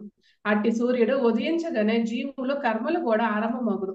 ఆహార పదార్థములు సిద్ధం చేసుకొనుటకు లేదా కర్మాగారముల వంటి వాటిని నడిపించుటకు లేదా ఇతర అనేక కార్యములకు అగ్నిని ఉపయోగించురు. ఇట్లు అగ్ని సహాయంతో అనేక కార్యములు జరుగుచున్నవి. కనుకనే సూర్యోదయము, అగ్ని, చంద్ర కాంతులనున్నవి జీవులకు మిక్కిలి ఆహ్లాదకరములై ఉండను. ఏ జీవియు ఎట్టి తోడ్పాటు లేకుండా మనుగడను కొనసాగింపలేదు. కనుక ఎవరైనను సూర్యుని, చంద్రుని, అగ్ని యొక్క తేజో వైభవములు దేవాది దేవుడైన శ్రీకృష్ణుని నుండియే ఉద్భవించుచున్నవని మానవుడు ఎరుగగలిగినచో వారి యందు కృష్ణ చైతన్యము ఆరంభమవును. ఆహ్లాదకరమైన ఔషధులన్నీ చంద్రకాంతి చేతనే పోషింపబడుచున్నవి. దేవాది దేవుడైన శ్రీకృష్ణుని కృపచేతనే తాము జీవించుచున్నామనియు అట్టి ఆహ్లాదకరమైన చంద్రకాంతిని అనుభవించుచు ప్రతి ఒక్కరును సులభంగా అవగాహన చేసుకొనగలుగుతారు. భగవాన్ని కృపలేనిదే సూర్యుడు కాని, చంద్రుడు కాని, అగ్ని కాని ఉండజాలం. మరియు వాటి సహాయం లేకుండా ఎవరునూ జీవింపజాలరు. బద్ధ జీవుని యందు కృష్ణ చైతన్యమును ప్రేరేపించుటకు ఇవి కొన్ని సూచనలై ఉన్నవి. హరే కృష్ణ మాతాజీ. థ్యాంక్ యూ మాతాజీ. చూడండి ఎంత బాగా చెప్తున్నారు. అంటే ఎందుకు చెప్తున్నాడు ఇక్కడ భగవంతుడు అంటే ఇలాగా? ఎందుకంటే కనీసం బద్ధ జీవులు ఎవరైతే ఉంటారో, ఇందాక మనం చెప్పుకున్నాం కదా, మూర్ఖుల గురించి చర్చించాం కదా, అటువంటి వాళ్ళు ఏంటంటే కనీసం ఇది ఇలా చెప్తేనైనా కొంచెం అర్థం చేసుకుంటారు. వాళ్ళకి ఎలా భగవంతుడి గురించి చెప్పాలి? భగవంతుడు ఏమీ వచ్చి ఇక్కడ వాళ్ళకి సాక్షాత్ ఏం దర్శనం ఇవ్వరు ఆయన. కానీ ఎందుకు చెప్తున్నారంటే ఇలా అంధకారాన్ని నశింపచేసేది సూర్యుని యొక్క తేజస్సు నా నుంచే వస్తుంది అని చెప్పేసి చెప్తున్నారు కదా. సో అట్లీస్ట్ వీటి ద్వారానైనా సరే అట్లీస్ట్ తెలుసుకుంటారేమో భగవంతుడి గురించి అని చెప్తున్నారనమాట. అయితే ఇక్కడ ఇక్కడ చెప్పారు కదా, ఇక్కడ చాలా ఇప్పుడు మనకి సూర్యుడు లేనిదే మనకి ఏమైనా పనులు అవుతాయి అసలు నిజంగా? సూర్యుడు లేనిదే, సూర్యరశ్మి లేనిదే ఏది చేయలేం కదా అసలు నిజంగా. ఒక్కరోజు సూర్యుడు రాకపోతే చాలా కష్టంగా ఉంటుంది. ఇక్కడ అమెరికాలో రాడు అసలు సూర్యుడు, కానీ అసలు నిజం చెప్పాలంటే సూర్యుడు కాంతి లేకపోతే చాలా కష్టం అసలు. అలాగే అగ్ని లేకపోతే మనం కనీసం ఇంట్లో వంటలు కూడా చేసుకోలేం కదా. అగ్ని చాలా విషయాల్లో అగ్ని ఉండాలి. మన కడుపులో కూడా నిజం చెప్పాలంటే అగ్ని ఉంది, తర్వాత చెప్తారు అసలు అది. సో పొద్దున్న అయింది అంటేనే మనకి ఎలా తెలుస్తుంది? సూర్యుడు వస్తేనే తెలుస్తుంది మనకి, సూర్యుడు ఉదయిస్తేనే కదా. మన కర్మలన్నీ అప్పుడే స్టార్ట్ అవుతాయని శ్రీల ప్రభుపాదులు వారు చెప్తున్నారనమాట. ఈ సూర్యుడికి కాంతి వస్తుంది. ఈ ఒక్కొక్క విశ్వంలో ఒక్కొక్క సూర్యుడు ఉంటాడు, ఒక చంద్రుడు ఉంటాడు, గ్రహాలు ఉంటాయి, అలాగే పలు రకాల విశ్వాలు ఉంటాయి కదా. అనంతకోటి విశ్వాలు ఉన్నాయి, బ్రహ్మాండాలు ఉన్నాయి. ప్రతి బ్రహ్మాండంలో ఒక సూర్యుడు ఉంటాడు, చంద్రుడు ఉంటాడు, నక్షత్రాలు ఉంటాయి, చంద్రుడు ఉంటాడు, అందరూ ఉంటారు కదా. సో ఇవన్నీ కూడా నిజంగా ఇంత చక్కగా నడుస్తున్నాయంటే భగవంతుడి కృప ద్వారా, భగవంతుడి యొక్క శక్తి, అదంతా కూడా భగవంతుడే స్వయంగా ఈ శ్లోకంలో చెప్పారు కదా. సూర్యోదయము, అగ్ని, చంద్రకాంతులు అనేవి జీవులకు మిక్కిలి ఆహ్లాదమే ఉంటాయి. సూర్యుడు లేనిదే మనం ఉండలేం, చంద్రుడు లేనిదే అసలు నిజంగా పోషకాలు అనేవి చెట్లకి కూడా ఏమి ఉండదు, రాత్రిపూట పోషణ ఇస్తాయి అవన్నీ కూడా. సో ఇవన్నీ లేకుండా మనం అసలు నిజం చెప్పాలంటే మన మనుగడే లేదు అసలు ఈ భౌతిక ప్రపంచంలో. కానీ ఇవన్నీ ఎక్కడి నుంచి వస్తున్నాయి? శ్రీకృష్ణ భగవంతుడి నుంచి డైరెక్ట్గా వస్తున్నాయి అని చెప్పి చెప్తున్నారు. ఇవన్నీ తెలుసుకోవాలని చెప్తున్నారు అనమాట. తర్వాత ఈ ఔషధాలు కూడా వస్తాయి అన్నమాట. చంద్రకాంతి వల్ల ఔషధాలు అనేవి కూడా రాత్రిపూట మొక్కల నుంచి చక్కగా ఔషధాలు, ఆయుర్వేదిక్ మందులు అవన్నీ కూడా మనం తీసుకుంటాం కదా, అవి కూడా దీని నుంచే వస్తాయన్నమాట.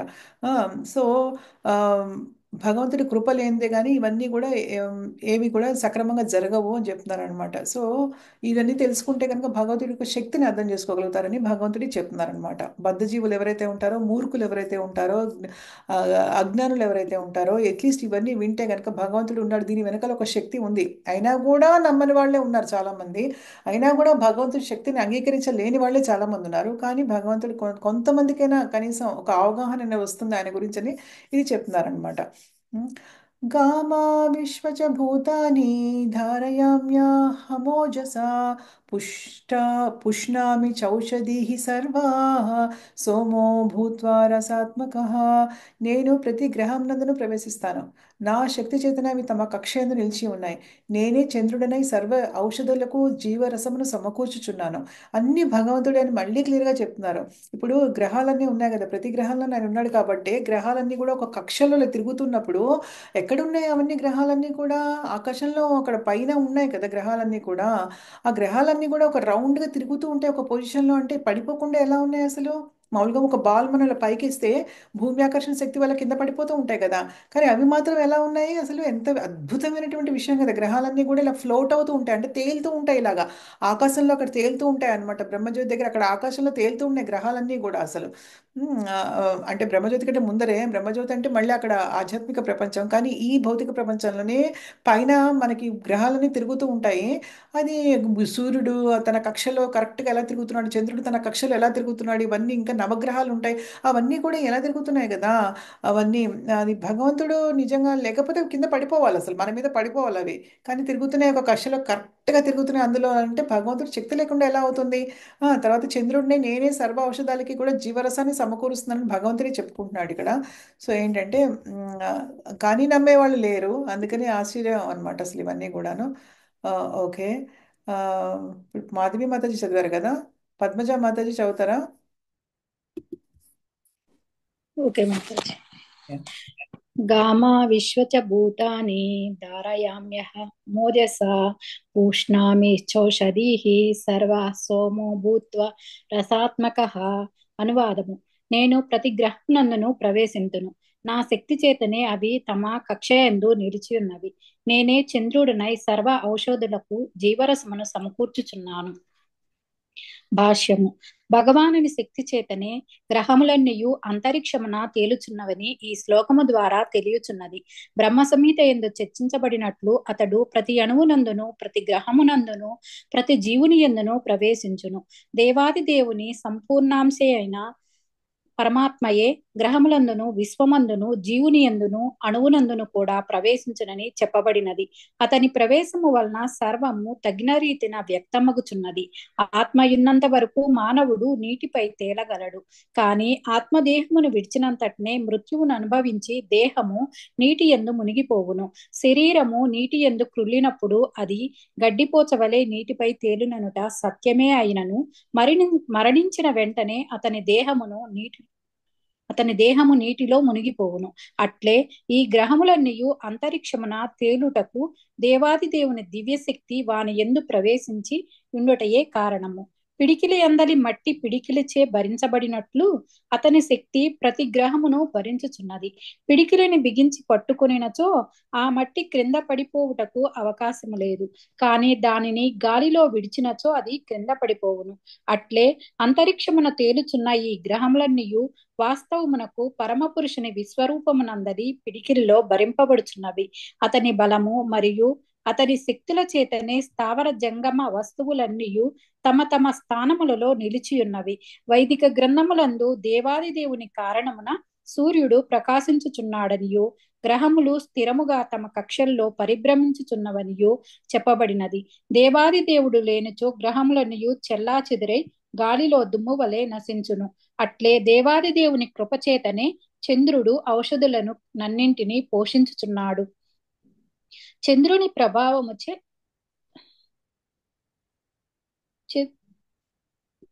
ప్రభావముచే ఔషధులు వృద్ధికరములగును. చంద్రకాంతి లేనిచో ఔషధములు సస్యములు వృద్ధినందుటకు గాని రుచికరములగుట గాని సంభవింపదు. పరమపురుషుడు సర్వము సమకూర్చుచుండుట చేతనే మానవుడు పనిచేయుటకు, సుఖముగా జీవించుటయు, ఆహారమును ఆస్వాదించుటయు జరుగుచున్నది. లేనిచో మానవ జాతి నిలిచేండెడిది కాదు. రసాత్మక అను పదము ఎంతో ముఖ్యమైనది. పరమ పురుషునిచే చంద్రుని ప్రభావముచే సస్యములన్నీయును ఆస్వాదనీయము లగుచున్నవి. Hare Krishna. Hare Krishna. Thank you so much మాతాజీ. ఆల్రెడీ మనం ఇవన్నీ చర్చించాము. ఎలా అయితే భగవంతుడు అన్నిటికీ మూలం అనేది చెప్తున్నారు ఇక్కడ.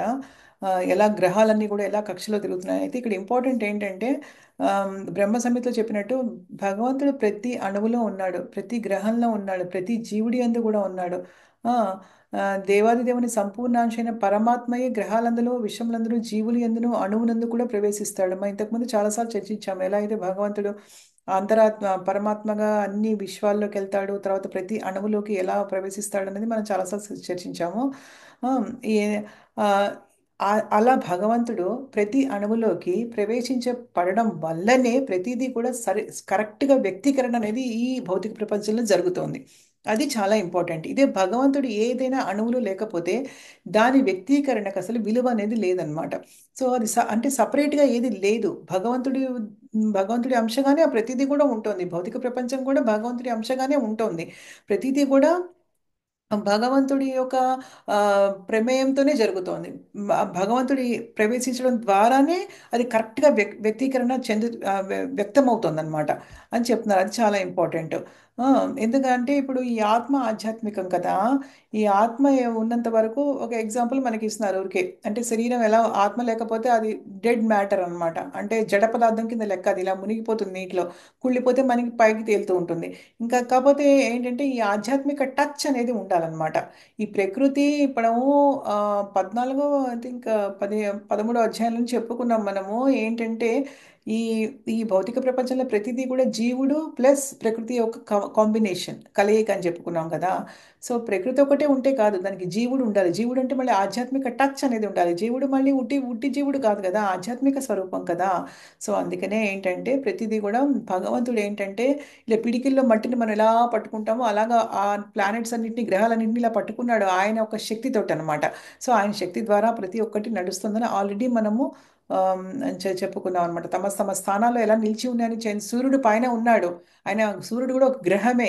ఆయన ఏమైనా పడిపోతున్నాడా మన మీద? అలాగే నుంచుని ఆకాశంలో ఉండి మనకి కాంతిని ఇస్తున్నాడు కదా. ఎంత విచిత్రమైన విషయం కదా ఇవన్నీ కూడా నిజంగా. ఆ, అలా. సో అది చాలా గ్రేట్ అన్నమాట. అలా అన్నీ కూడా అన్ని అన్ని ప్రతిదీ కూడా స్థావర జంగములు మూవ్ అయ్యేవి, మూవ్ అవ్వనివి, కదిలేవి కదలనివి అన్నీ కూడా తమ తమ స్థానాల్లో నిలిచి ఉండడానికి కారణం ఏంటంటే భగవంతుడి యొక్క శక్తి. ఆయన యొక్క శక్తి అన్నమాట. ఆయన శక్తి ఆ, ప్రతి అణువులోకి వెళ్తోంది కాబట్టి ప్రతి అణువు కూడా వాటి స్థానాల్లో కరెక్ట్గా వ్యక్తీకరించబడుతోంది, అంటే ప్రకటన అవుతుంది అనమాట. సో అదొకటి చెప్పారు ఇక్కడ. తర్వాత ఇంతకుముందు మనం చర్చుకున్నట్టుగా చంద్రుడు ఎలా ఔషధాలని పోషిస్తున్నాడు అవన్నీ కూడా చెప్పారు. ఆల్రెడీ మనం ఇవన్నీ చర్చించుకున్నాము. సో దీంట్లో మెయిన్గా మనం తీసుకోవాల్సింది ఏంటంటే భగవంతుడి యొక్క శక్తి అన్నమాట. ఆ శక్తి ద్వారా ఆయన ఎందుకంటే తెలుసుకోలేని వాళ్ళు తెలుసుకుంటారని చెప్పేసి ఇది ఒక శ్లోకం చదివి ఇంకా ఆపేద్దాం మనము. మిగతా 6 శ్లోకాలు ఉన్నాయి, 20 శ్లోకాలు ఉన్నాయి దీంట్లో. నెక్స్ట్ వీక్ చదువుదాం, ఇది ఒక్కటి చదువుదాము. అహం వైశ్వానరో భూత్వా ప్రాణినాం దేహమాశ్రితః ప్రాణాపానసమాయుక్తః పచామ్యన్నం చతుర్విధం. ప్రాణుల దేహం నందలి జఠరాగ్నిని నేను. అంటే ఏంటి?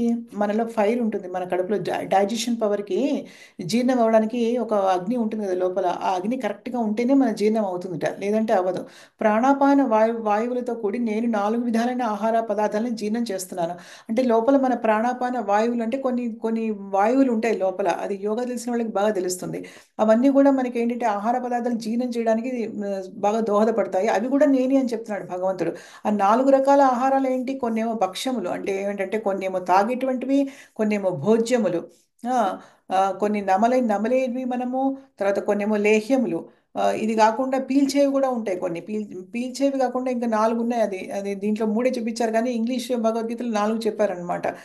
తాగేవి, నమిలేవి, పీల్చుతూ తినేవి, నాకుతూ తినేవి కూడా ఉన్నాయి. అలాగా అలా ఉన్నాయి అనమాట. లిక్ లిక్ అంటారు, నాకుతూ తినేవి కూడా ఉన్నాయి. అలా 4 రకాలని భగవంతుడు చేస్తున్నాడని చెప్తున్నారనమాట.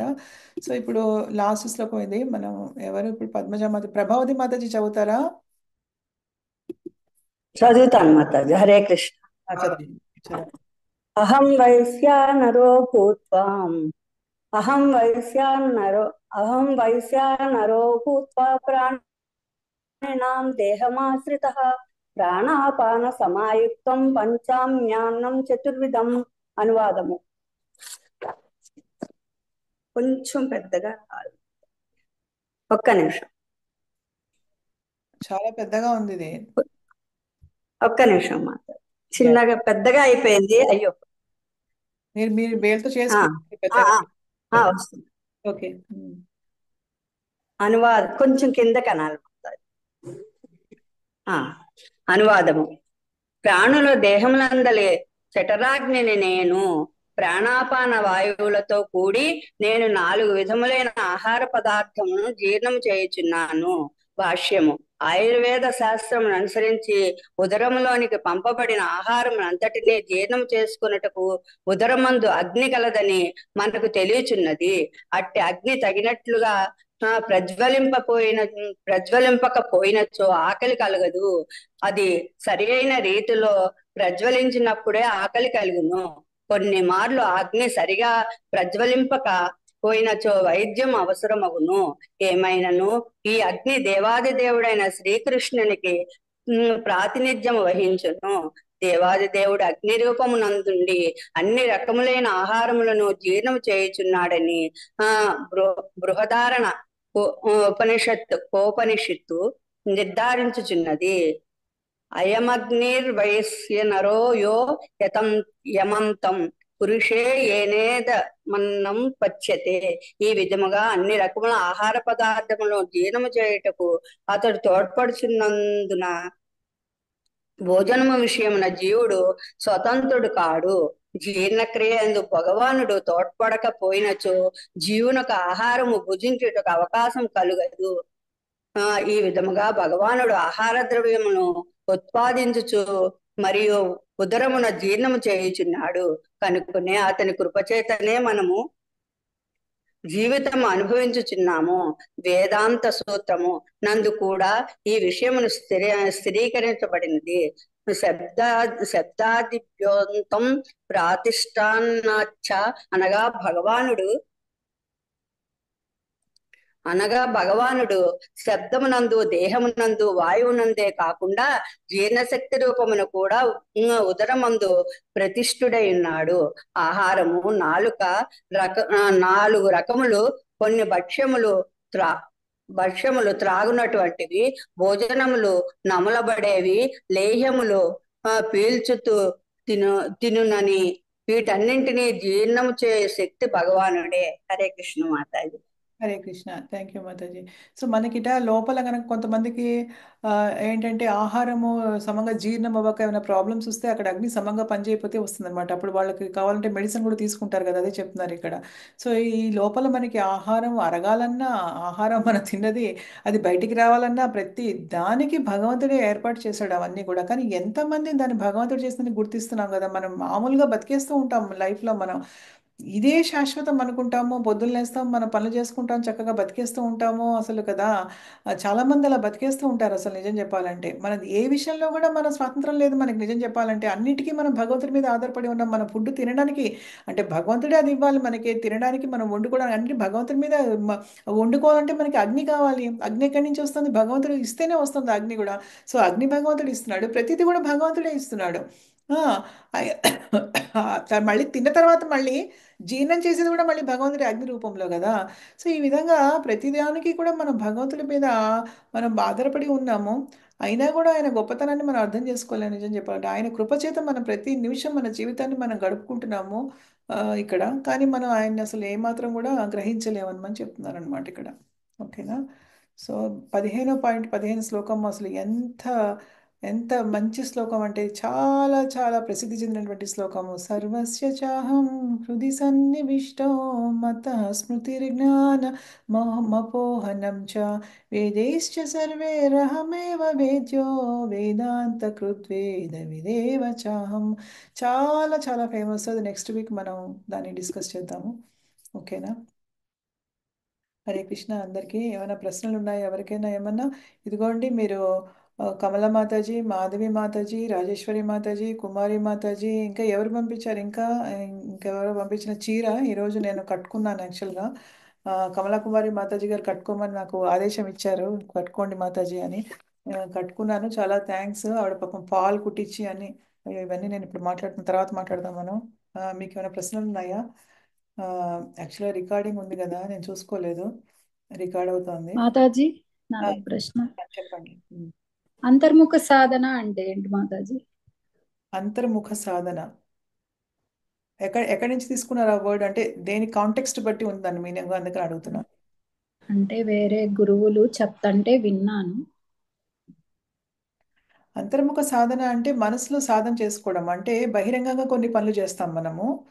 ఆ, ఎలా అంటే ఇప్పుడు బహిరంగంగా ఇప్పుడు మామూలుగా మనం భగవంతుడికి ఆరతి ఇవ్వడము, ఓకేనా, ఆ అగరబత్తి వెలిగించడము, అర్చన చేయడము, మనకి విగ్రహాలు ఉంటే పొద్దున ఆరతి ఇవ్వడము, ఆ, అన్ని చేస్తాం కదా ఒక పద్ధతిగా. ప్రసాదం ఆఫర్ చేయడం, భోగా, ఇవన్నీ ఎక్స్టర్నల్ గా చేస్తుంటాం బహిరంగంగా, ఓకేనా. ఉమ్. అంతర్ముఖ సాధన అంటే ఏంటి? ఇందాక నేను చెప్పాను కదా, మనసులో బృందావనాన్ని మనం క్రియేట్ చేసుకోవాలని చెప్పేసి. ఆ, అంటే మన అట్రాక్షన్ కృష్ణ భగవంతుడు అయితే గనక, మనము గోలోక బృందావనికి వెళ్ళాలనుకుంటే గనక, మనము ప్రత్యక్షంగా అక్కడికి ఈ శరీరంతో వెళ్ళకలేకపోయినా కూడా ఎంతసేపు మన సాధన కోసం అవసరమయ్యే ఆ, మందిరాన్ని మన హృదయంలో, మన మన మనసులో మనం ప్రతిష్ఠించుకోవాలన్నమాట. దాని మీద మనం స్మరణ చేసుకోవాలి, మెడిటేషన్. అప్పుడు వెళ్ళగలుగుతాం మనం భగవంతుడి దగ్గరికి యాక్చువల్గా. అంటే ఇప్పుడు మనం ఒక ప్రొసీజర్ మొదలెట్టాం కదా. అంటే ఎలా అంటే ఆ, అది శ్రవణం, కీర్తన, విష్ణు స్మరణం కదా నెక్స్ట్.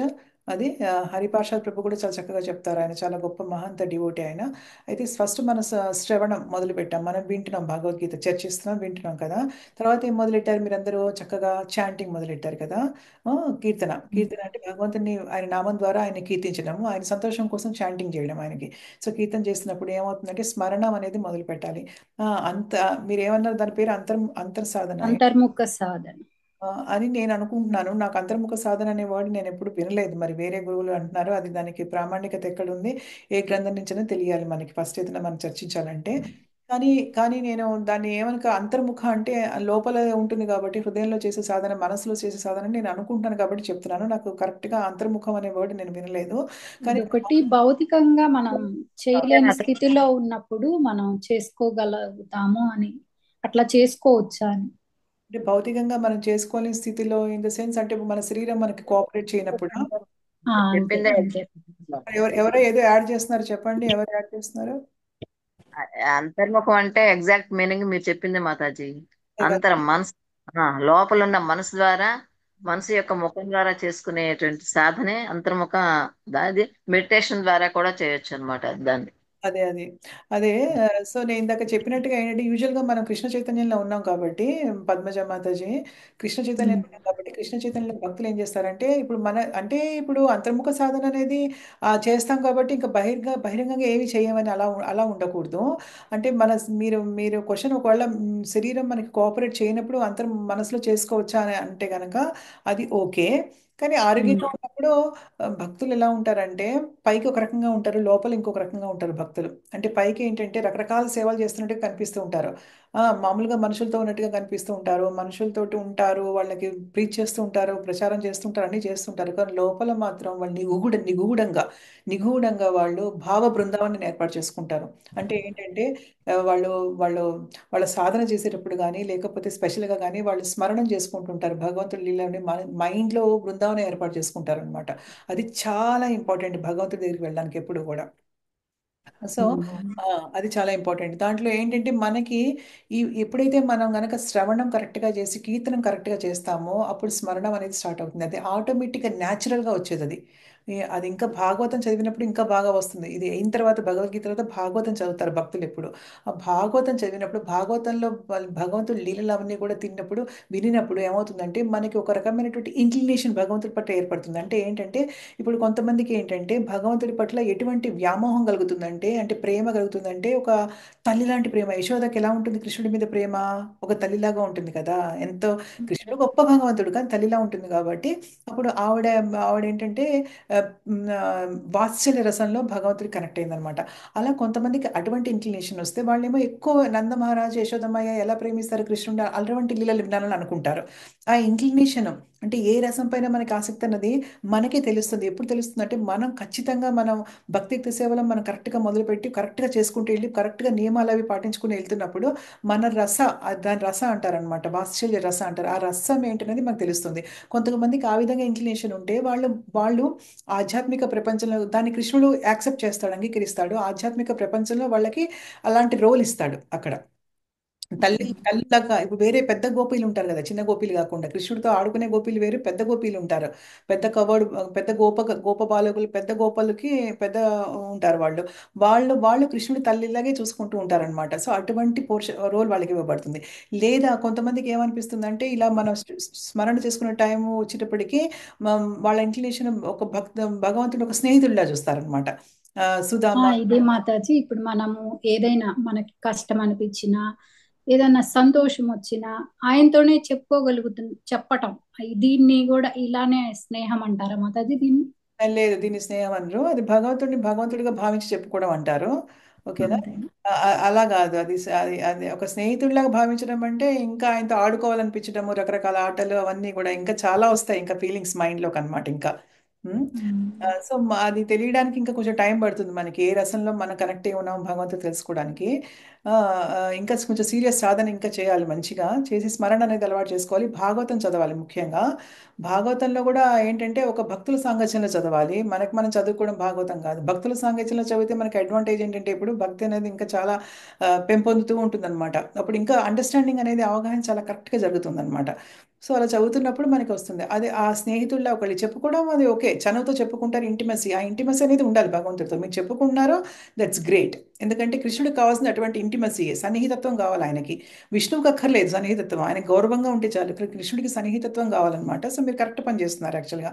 కానీ ఇంకా మీరు ఏ రసంలో భగవంతుడు కనెక్ట్ అయ్యారని తెలుసుకోవడానికి 4 రసాలు ఉన్నాయి. దాస్య, సాఖ్య. సాఖ్య అంటే స్నేహము, దాస్య అంటే దాసులుగా ఉండడము, సాఖ్య అంటే స్నేహము, వాత్సల్య అంటేనేమో తల్లి ప్రేమ, తర్వాత మాధుర్య అంటేనేమో గోపికల ప్రేమ, లవర్ కింద అనమాట. సో ఈ 4 రసాలు. శాంతరసం కూడా ఉంది, కానీ శాంతరసంలో కనెక్ట్ అయ్యే వాళ్ళు అక్కడ ఆ ఆధ్యాత్మిక ప్రపంచంలో భగవంతుడి ధామంలో గోవులు, ఆవుల్లా అవుతారనమాట. ఆవులు, చెట్లు అలాగా, అవి కూడా జీవులే అక్కడ.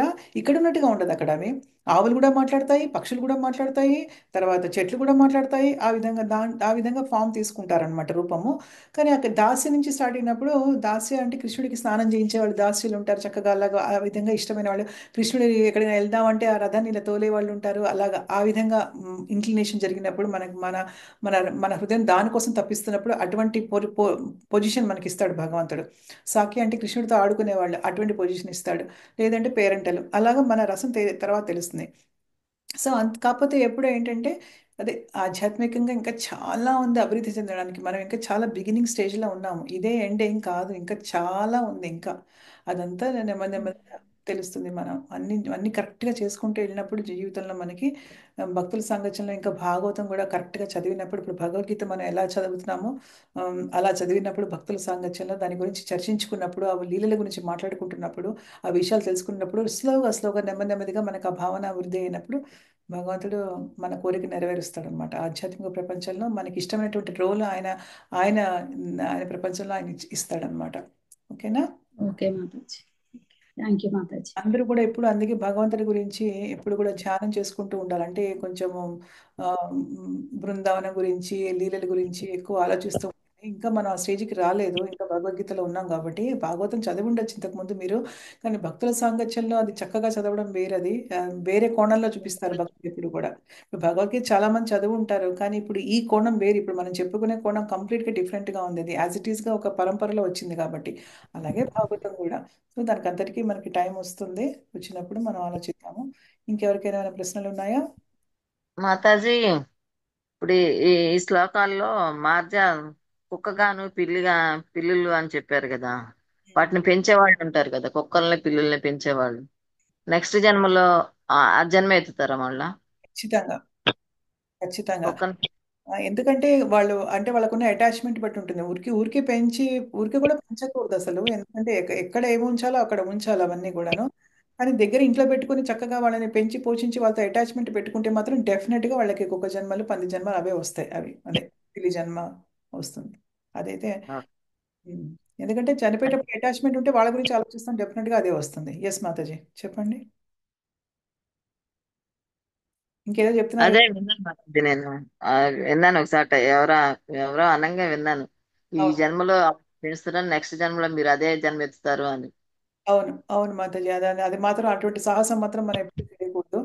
వాళ్ళ మీద కనికరంగా ఉండడం బెటరే, మంచిదే. కానీ బయట నుంచి ఏమైనా చేయగలిగితే చేయగలరు, కానీ ఇంట్లో తెచ్చుకొని పెట్టుకుని వాళ్ళని సాకి వాళ్ళతో అటాచ్మెంట్ ఎక్కువ పెట్టుకుంటే ఇప్పుడు చాలా మంది అదే పని చేస్తున్నారు కదా. ఇండియాలో కూడా అంతే, ఇక్కడ కూడా అంతే. కుక్కల్ని, పిల్లుల్ని ఎవరు రకరకాల జీవులు పెంచుకుంటున్నారు, వాళ్ళతో అటాచ్మెంట్ పెట్టుకుంటున్నారు. ఆ, పెంచుకునే వాళ్ళకి ఏమైనా చేస్తే ఓకే, కానీ ఇంట్లో పెట్టుకుని అటాచ్మెంట్ పెంచుకుంటే మాత్రం భరత మహాముని ఉన్నాడు కదా మనకి భాగవతంలో, ఆయన అలాగే కదా జింకతో అటాచ్మెంట్, ఎంతో గొప్ప రాజ్యాన్నే వదులుకున్నాడు ఆయన, అసలు రాజు, పెద్ద రాజు, అసలు ఆయన రాజ్యాన్ని కూడా వదులుకున్నాడు కదా. వదులుకొని చక్కగా అడవికి వెళ్ళిపోయి నేను కొడుకు అప్పగించేసి రాజ్యం, ఇంకా నేను చక్కగా నేను ముక్తి మార్గం వైపు వెళ్తానని చెప్పి చక్కగా వచ్చినవాడు, ఎంతో నిష్టగా చేసుకునేవాడు. కేవలం జాలితోటి ఒక జింక, తల్లి జింక కనేసి పాపం చనిపోతే కేవలం జాలితోటి ఆ చిన్న జింక పిల్లని తెచ్చుకుంటే దాంతో ప్రతిరోజు ఇంకా దాంతో తినడం, దాంతో పడుకోవడం, దాంతో ఉండడం, దాని గురించి ఆలోచించడం, ఇదే సరిపోయింది ఆయనకి. చనిపోయేటప్పుడు కూడా అయ్యో ఇది ఏమైపోతుంది, అంత పెద్ద రాజ్యాన్ని వదులుకున్నటువంటి గొప్ప రాజు, కానీ దానికి చిన్న జింకకి అలవాటైపోయి నెక్స్ట్ జన్మలో జింక అయిపోయాడు, డీర్ అయ్యాడు. కానీ ఆయన గొప్ప భక్తుడు కాబట్టి, విపరీతంగా చాలా పెద్ద భక్తుడు కాబట్టి, ఆయనకి కొంచెం పూర్వజన్మ వాసనలు ఉండడం బట్టి ఆయనకు అర్థమైపోయింది తను తన జీవితాన్ని వ్యర్థం చేసుకున్నానని చెప్పేసి. మాతాజీ గోవులను పెంచుతారు కదా, గోవులు ఎలా వస్తాయి మాతాజీ అట్లా ఏ ఆ, కోవకు వస్తాయి? గోవుల్ని ఏం పెంచరు, గోవుల్ని గోశాలలో ఉంచుతారు, వాటిని పోషిస్తారు, వాటి దగ్గర పాలు పిండుతారు, అంతే తప్పితే వాటితో అటాచ్మెంట్ అంటే ఏం పెంచుకోరు. ఓకేనా, గోవుల్ని ఇంట్లో ఏం పెట్టుకోరు కదా, గోవుల్ని గోశాలలో ఉంచుతారు, అది మంచిదే, గోవులకి సేవ చేస్తున్నారు పాపం చక్కగా, గోవులు పాలు ఇస్తాయి, అవి అవి అవి తాగుతారు, అవి చేస్తారు, అంతవరకు ఓకే. కానీ ఈ పిల్లుల్ని, కుక్కల్ని ఎవరైతే తెచ్చుకుంటున్నారో వాళ్ళు మరి ఇంట్లో పెట్టుకుంటున్నారు కదా, ఇంట్లో పెట్టుకుని వాళ్ళకి అన్ని తీసుకెళ్ళి వాళ్ళకి అన్నీ వెళ్తూ ఉంటాయి, ఇంట్లోనే చేస్తూ ఉంటారు, అది చాలా క- చాలా వాళ్ళని ఒళ్ళో కూర్చోబెట్టుకుంటూ ఉంటారు, వాటిని ఫోటోలు దిగుతూ ఉంటారు, ముద్దులు పెట్టుకుంటూ ఉంటారు. ఎంతో మంది చూసాను ముద్దులు పెట్టడం, పిల్లలు కూడా అటాచ్ చేసేసి చూడు పప్పు ఎంత బాగుందో ఎంత బాగుందని పిల్లల చేత, చిన్న పసి కందులు కూడా చూడ కూడా ముద్దులు పెట్టించి, ఇవన్నీ అస్సలు శాస్త్ర ప్రకారంగా చూసుకుంటే ఇవన్నీ అసలు ఏ మాత్రం కరెక్ట్ కాదు. అందుకని మనం చాలా జాగ్రత్తగా ఉండాలి. ఉం? అదే విషయం.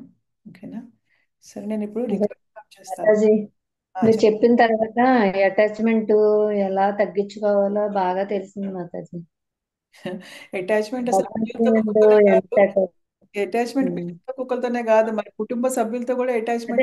అదే తెలిసింది మాతాజీ, అలాగే తెలిసింది మాతాజీ. మనం అటాచ్మెంట్ ఎంత ఎక్కువగా మన భగవంతుని యందు ఉంటే అంత మనం పురోగతి చెందుతామని తెలిసింది మాతాజీ. అంత అంత తొందరగా ఆయన దగ్గరికి వెళ్తాం. ఉమ్. దాంట్లో ఉన్న ఆనందం తెలిస్తే కనుక, భగవంతుడితో ఉన్న attachment లో ఉన్న ఆనందం తెలిస్తే, ఆ కృష్ణ భగవంతుడి రూపం ఆయన ఎంత ఆకర్షణీయవంతంగా ఉంటుందంటే, నిజంగా ఆయన ఆకర్షణీయమైనటువంటి ఆయన రూపం చూస్తుంటే అసలు ఎంత అద్భుతంగా, ఆయన లీలలు వింటుంటే అసలు ఉండే ఆనందం ఇక దేనిలోనూ లేదు నిజంగా. ఆయన దగ్గరికి వెళ్ళగలిగితే నిజంగా మనకంటే అదృష్టవంతులు భాగ్యవంతులు ఇంకొకళ్ళు లేరు నిజంగా. అది నిజమైనటువంటి వెల్త్ కదా నిజంగా. దానికోసం మనం ప్రయత్నించాలి. మనకు జ్ఞానం ఉంది, మనకు అర్థమవుతోంది కదా, ఇప్పుడు నేను చెప్తుంటే మీ అందరికీ అర్థమవుతోంది. ఆ, చాలా సో మా అర్థమవుతుందంటే అదృష్టం అది. ఎందుకంటే ఇప్పుడు ఇందాక మాతాజీ కమల కుమార్ చెప్పినట్టు మనకి ఇదంతా పిల్లలకి, కుక్కలకి వాళ్ళకి పిలిచి చెప్పినా కూడా మనకి అర్థం కాదు కదా, వాళ్ళకి అర్థం కాదు, వాళ్ళకి ఆ బ్రెయిన్ భగవంతుడు ఇవ్వలేదు, కానీ మనకి ఇచ్చాడు కదా. సో ఎందుకంటే అందుకనే మనం చాలా తెలివిగా ఉండాలి ఈ జన్మలో. మనం అసలు ఎటువంటి వాళ్ళతోటి మనం అసలు ఆ సాంగత్యం, భక్తుల సాంగత్యం మాత్రమే తీసుకోవాలి, అభక్తులతో అసలు ఉండకూడదు ఎప్పుడు కూడా. ఆ, ఎందుకంటే మనం ఇన్ఫ్లుయెన్స్ అయిపోతాం, మళ్ళీ మనకి ఆ ప్రభావితాలు ఉంటాయి అవి. తర్వాత ఏమో మనం మన సాధన అది కరెక్ట్గా చేసుకోవాలి, మనం మన బలహీనతలు ఏవైతే ఉన్నాయో వాటిని అధిగమించడానికి ట్రై చేయాలి. ఎందుకంటే ఇప్పుడు మనం ఎవరి కోసం మనం త్యాగం చేయాల్సిన అవసరం ఎలా చేస్తాం, ఎందుకంటే కుటుంబ సభ్యులతో ఉన్నాము, కరెక్టే. కాకపోతే ఏంటంటే ప్రతి ఒక్క ఆత్మ వేరు వేరు ఆత్మ కదా. ఒక కుటుంబంలో ఉన్నంత మాత్రాన అందరి ఆత్మలు ఒకటే కాదు, మళ్ళీ ఆ ఆత్మల సంబంధం శాశ్వతం కూడా కాదు కదా. అలాంటప్పుడు ఇప్పుడు కుటుంబంలో కొంతమంది పురోగతి చెందొచ్చు, కొంతమంది చెందలేకపోవచ్చు, కానీ పురోగతి చెందలేని వాళ్ళ గురించి పురోగతి చెందే వాళ్ళు ఆపుకోకూడదు వాళ్ళ పురోగతిని కదా. ఎందుకంటే after all we are different souls, మన అందరం వేరు వేరు ఆత్మలం. ఎవరి పురోగతి వాళ్ళది, ఎవరి ఆధ్యాత్మిక జీవితం వాళ్ళది, ఎవరికి అవకాశం వస్తే వాళ్ళు అందిపుచ్చుకోవాలి, దాన్ని సాధించాలి. అదొకటి మాతాజీ. నేను ఒక చుట్టాల ఇంటికి వెళ్ళాను మాతాజీ. ఆయనకి ఎంతంటే 80 ఏళ్ళు ఉంటాయి. కానీ వాళ్ళ భార్య అంటారు, ఏమండి మీరు తరించాలంటే ఇవన్నీ వినాలి, ఆ మంచి మంచి మాటలు వినాలి, భక్తి అదే భగవద్గీత అవి వినాలి, విని చక్కగా అందులో మంచి తెలుసుకుని మనము ఇందులో ఉంటే మనం తరిస్తాము లాస్ట్ కి అవును. అనేసి అంటుంటే అంటుంటేనండి ఆయన మనసుకి అసలు భక్తి కాదు, ఏది దేని మీద మనసు లేదు మాతాజీ. ఒక తిండి మీద గాని, ఆ ఒక ఆకలి మీద గాని, ఒక దేని మీద లేదు ఆయనకి. ఏంటంటే కలవరింతలు అన్నమాట. గబక్కనే పిలవటం, మనసు ఆందోళన చెందటం. అలాగా ఇప్పుడు ఇంత వయసు వచ్చిన తర్వాత ఆయన గబక్కనే భక్తిలోకి రావాలంటే ఎలా వస్తారో? రాలేరు కదా మాతాజీ. కాలేరు ఆవిడ ఆయన కానీ భక్తులకి. కాలేరు కానీ వాళ్ళ కీర్తన పెట్టాలి. కీర్తన హరే కృష్ణ కీర్తన చక్కగా యూట్యూబ్ లో ఉంటుంది. మనకి చాలా మంది భక్తులు, గొప్ప భక్తులు పాడిన కీర్తనలన్నీ పెట్టాలి వాళ్ళకి. జస్ట్ అది 24 గంటలు మోగించాలి. ఇది ఇప్పుడు ఈ ఏజ్ లో 80 years ఆఫ్ ఏజ్ లో మనం చేయగలిసింది ఆయనకి అదొక్కటే. అది మాత్రం ఖచ్చితంగా చేయాలి. టేప్ మీ పెట్టాలి. ఎపిసోడ్ పెట్టాం మాతాజీ, మీ ఎపిసోడ్ పెట్టాం మాతాజీ. ఆ, ఆయనకి ఆ. మామూలుగా వింటారని పెట్టాము మాతాజీ. ఆయన మనసు అంతా అసలు ఆయన దగ్గర లేదు మాతాజీ. అసలు ఆయన మనసు ఆయన దగ్గర లేదు అసలు. అదే అంటే అదే అందుకే చెప్తున్నా 80 years వచ్చే వరకు మనం ఆగకూడదు. అందుకని ఐదు ఐదు అది అది తెలిసింది మాతాజీ, అదైతే తెలిసింది. మనం ఇప్పటి నుంచి పునాది వేసుకుని మనం ఇందులో ఉంటే ఇప్పటి నుంచి కదా అప్పటికి చాలా లేట్ అయిపోయింది మన జీవితంలో, చాలా లేటు. 5 ఏళ్లకి ప్రహ్లాదుడు స్టార్ట్ చేశాడు భక్తి మార్గం అనేది. ధ్రువుడు 5 ఏళ్లకి స్టార్ట్ చేశాడు భక్తియుక్త సేవ. మనం చాలా లేట్. అయితే ఆయనకి మాత్రం మీరు లెక్చర్లు అవి పెడితే ఆయనకి అసలు మన మైండ్ అర్థం చేసుకునే పరిస్థితిలో ఉందో లేదో తెలియదు. ఎందుకంటే చివరికి లేదండి. అందుకనే ఏం చేయాలంటే చెవులు పనిచేస్తూ ఉంటాయి. అర్థం కాకపోయినా లెక్చర్లు అంటే అర్థం చేసుకోవాలి. కానీ ఏంటంటే కీర్తన మాత్రం పెట్టాలి. కీర్తన మాత్రం 24 hours అది ప్లే చేస్తూనే ఉంటే ఆ హరే కృష్ణ మంత్రం వింటే చాలా చాలా మంచి జరుగుతుంది ఆయనకి. చాలా ఓకే మాతాజీ. చాలా సరే. ఆధ్యాత్మికంగా చాలా బెనిఫిట్, చాలా లాభం చేకూరుతుంది ఆయనకి. అది మాత్రం చేయండి. ఉం? అదే ఈ మాతాజీ. ఏజ్ లో ఆయనకి ఏంటంటే నడవలేకపోతున్నాను, నేను ఎలా అయిపోయాను, ఏంటి నేను ఎలాగా, నన్ను అందరూ అదే కొంచెం అంటారు కదండి, నడవాలి చెయ్యాలి, పట్టాయి మళ్ళా మేము చేయలేం కదా అని అంటారు కదా. ఆ దానికి ఆయన కోపం వస్తుంది కానీ ఆ ఇంక వేరే ఆలోచన ఏం లేదు, కోపం అంతే అండి. ఉం. కోపం వస్తుంది అంతే. ముసలి వయసు అంటే దారుణము. వ్యాధి ముప్పైళ్ళు అంటే అయిపోయి దారుణము. జన్మ అదే మృత్యుల వ్యాధి. భావన అనేది, భావన మన ఇందులో ఇప్పుడు మీరు చెప్పారు కదా, భావన అనేది మనం ఇందులో మనసులో ఉంటే ఉండాలి. ఆ కోపం అది రాకుండా మనము దేవుడు ఇలా మనల్ని ఉంచాడు అంతే. ఆ మన మన మన భావన. కర్మ. మన ఎవ్వరిని ఏమనడానికి లేదు. మన ముసలితనం మన కర్మ, మన వ్యాధి మన కర్మ, మన అందరు తిడుతున్నారంటే మన కర్మ, మన అందరు నడవ నడవ అంటున్నారంటే మన కర్మ. అన్నిటికీ మన కర్మ నిజంగా కాబట్టి మనం అనిపిస్తుంది మాతాజీ. జాగ్రత్తగా ఉండాలి. లైఫ్ లో ఎప్పుడు భగవంతుడి మీద మన మనస్సును లగ్నం చేయాలి. చూడండి, ఎప్పుడు కూడా మనస్సు లగ్నం అనేది చాలా ఇంపార్టెంట్, శరీరం కూడా కాదు. ఇప్పుడు ఇందా పద్మజ అడిగారు కదా, ఆవిడ మనస్సు మనకి ఎప్పుడు పనిచేస్తుంది, యాక్టివ్ గా ఉంటుంది. కానీ శరీరం అవును. యాక్టివ్ గా ఉండలేకపోవచ్చు కదా. మనకి ఏజ్ వస్తున్న కొద్దీ శరీరం సహకరించలేకపోవచ్చు. కానీ మనసు అనేది ఎప్పుడు కూడా మన చేతుల్లో ఉంది కాబట్టి మనసుని మనం ఎక్కువ, మానసిక పూజ అనేది చాలా చాలా ఇంపార్టెంట్. ఇప్పుడు మానసిక పూజ భగవంతుడికి అనేది చాలా ఇంపార్టెంట్. భగవంతుడిని ఎప్పుడు స్మరణ చేసుకోవడం, ఆయనకి ఆ ఆ ఆయన లీలను మన మనసులో నెమరేసుకోవడం, ఇవన్నీ చాలా ఇంపార్టెంట్ అన్నమాట. సో అవన్నీ నెమ్మదిగా. మన జీవితం ఇంతటితో అయిపోలేదు. మనం ఎంతకాలం ఉంటే అంతకాలం ఆయన్ని స్మరించుకుంటా ఆయన ధ్యాసలో ఉండాలి. కానీ మన బాధలని ఇదని అనుకోకూడదు అని బాగా తెలిసింది మాతాజీ. కొన్ని కొన్ని చూస్తుంటే సంఘటనలు బాగా తెలిసింది. థ్యాంక్ యూ మాతాజీ, థ్యాంక్ యూ. అందుకనే మన సమయము ఎక్కువ ఇవ్వడం నేర్చుకోవాలి కృష్ణుడికి. ఒకసారి నేను ఇంకా హరే కృష్ణ. వీడియో ఆపుతాను. ఓకే, మరి పాస్ చేస్తాను.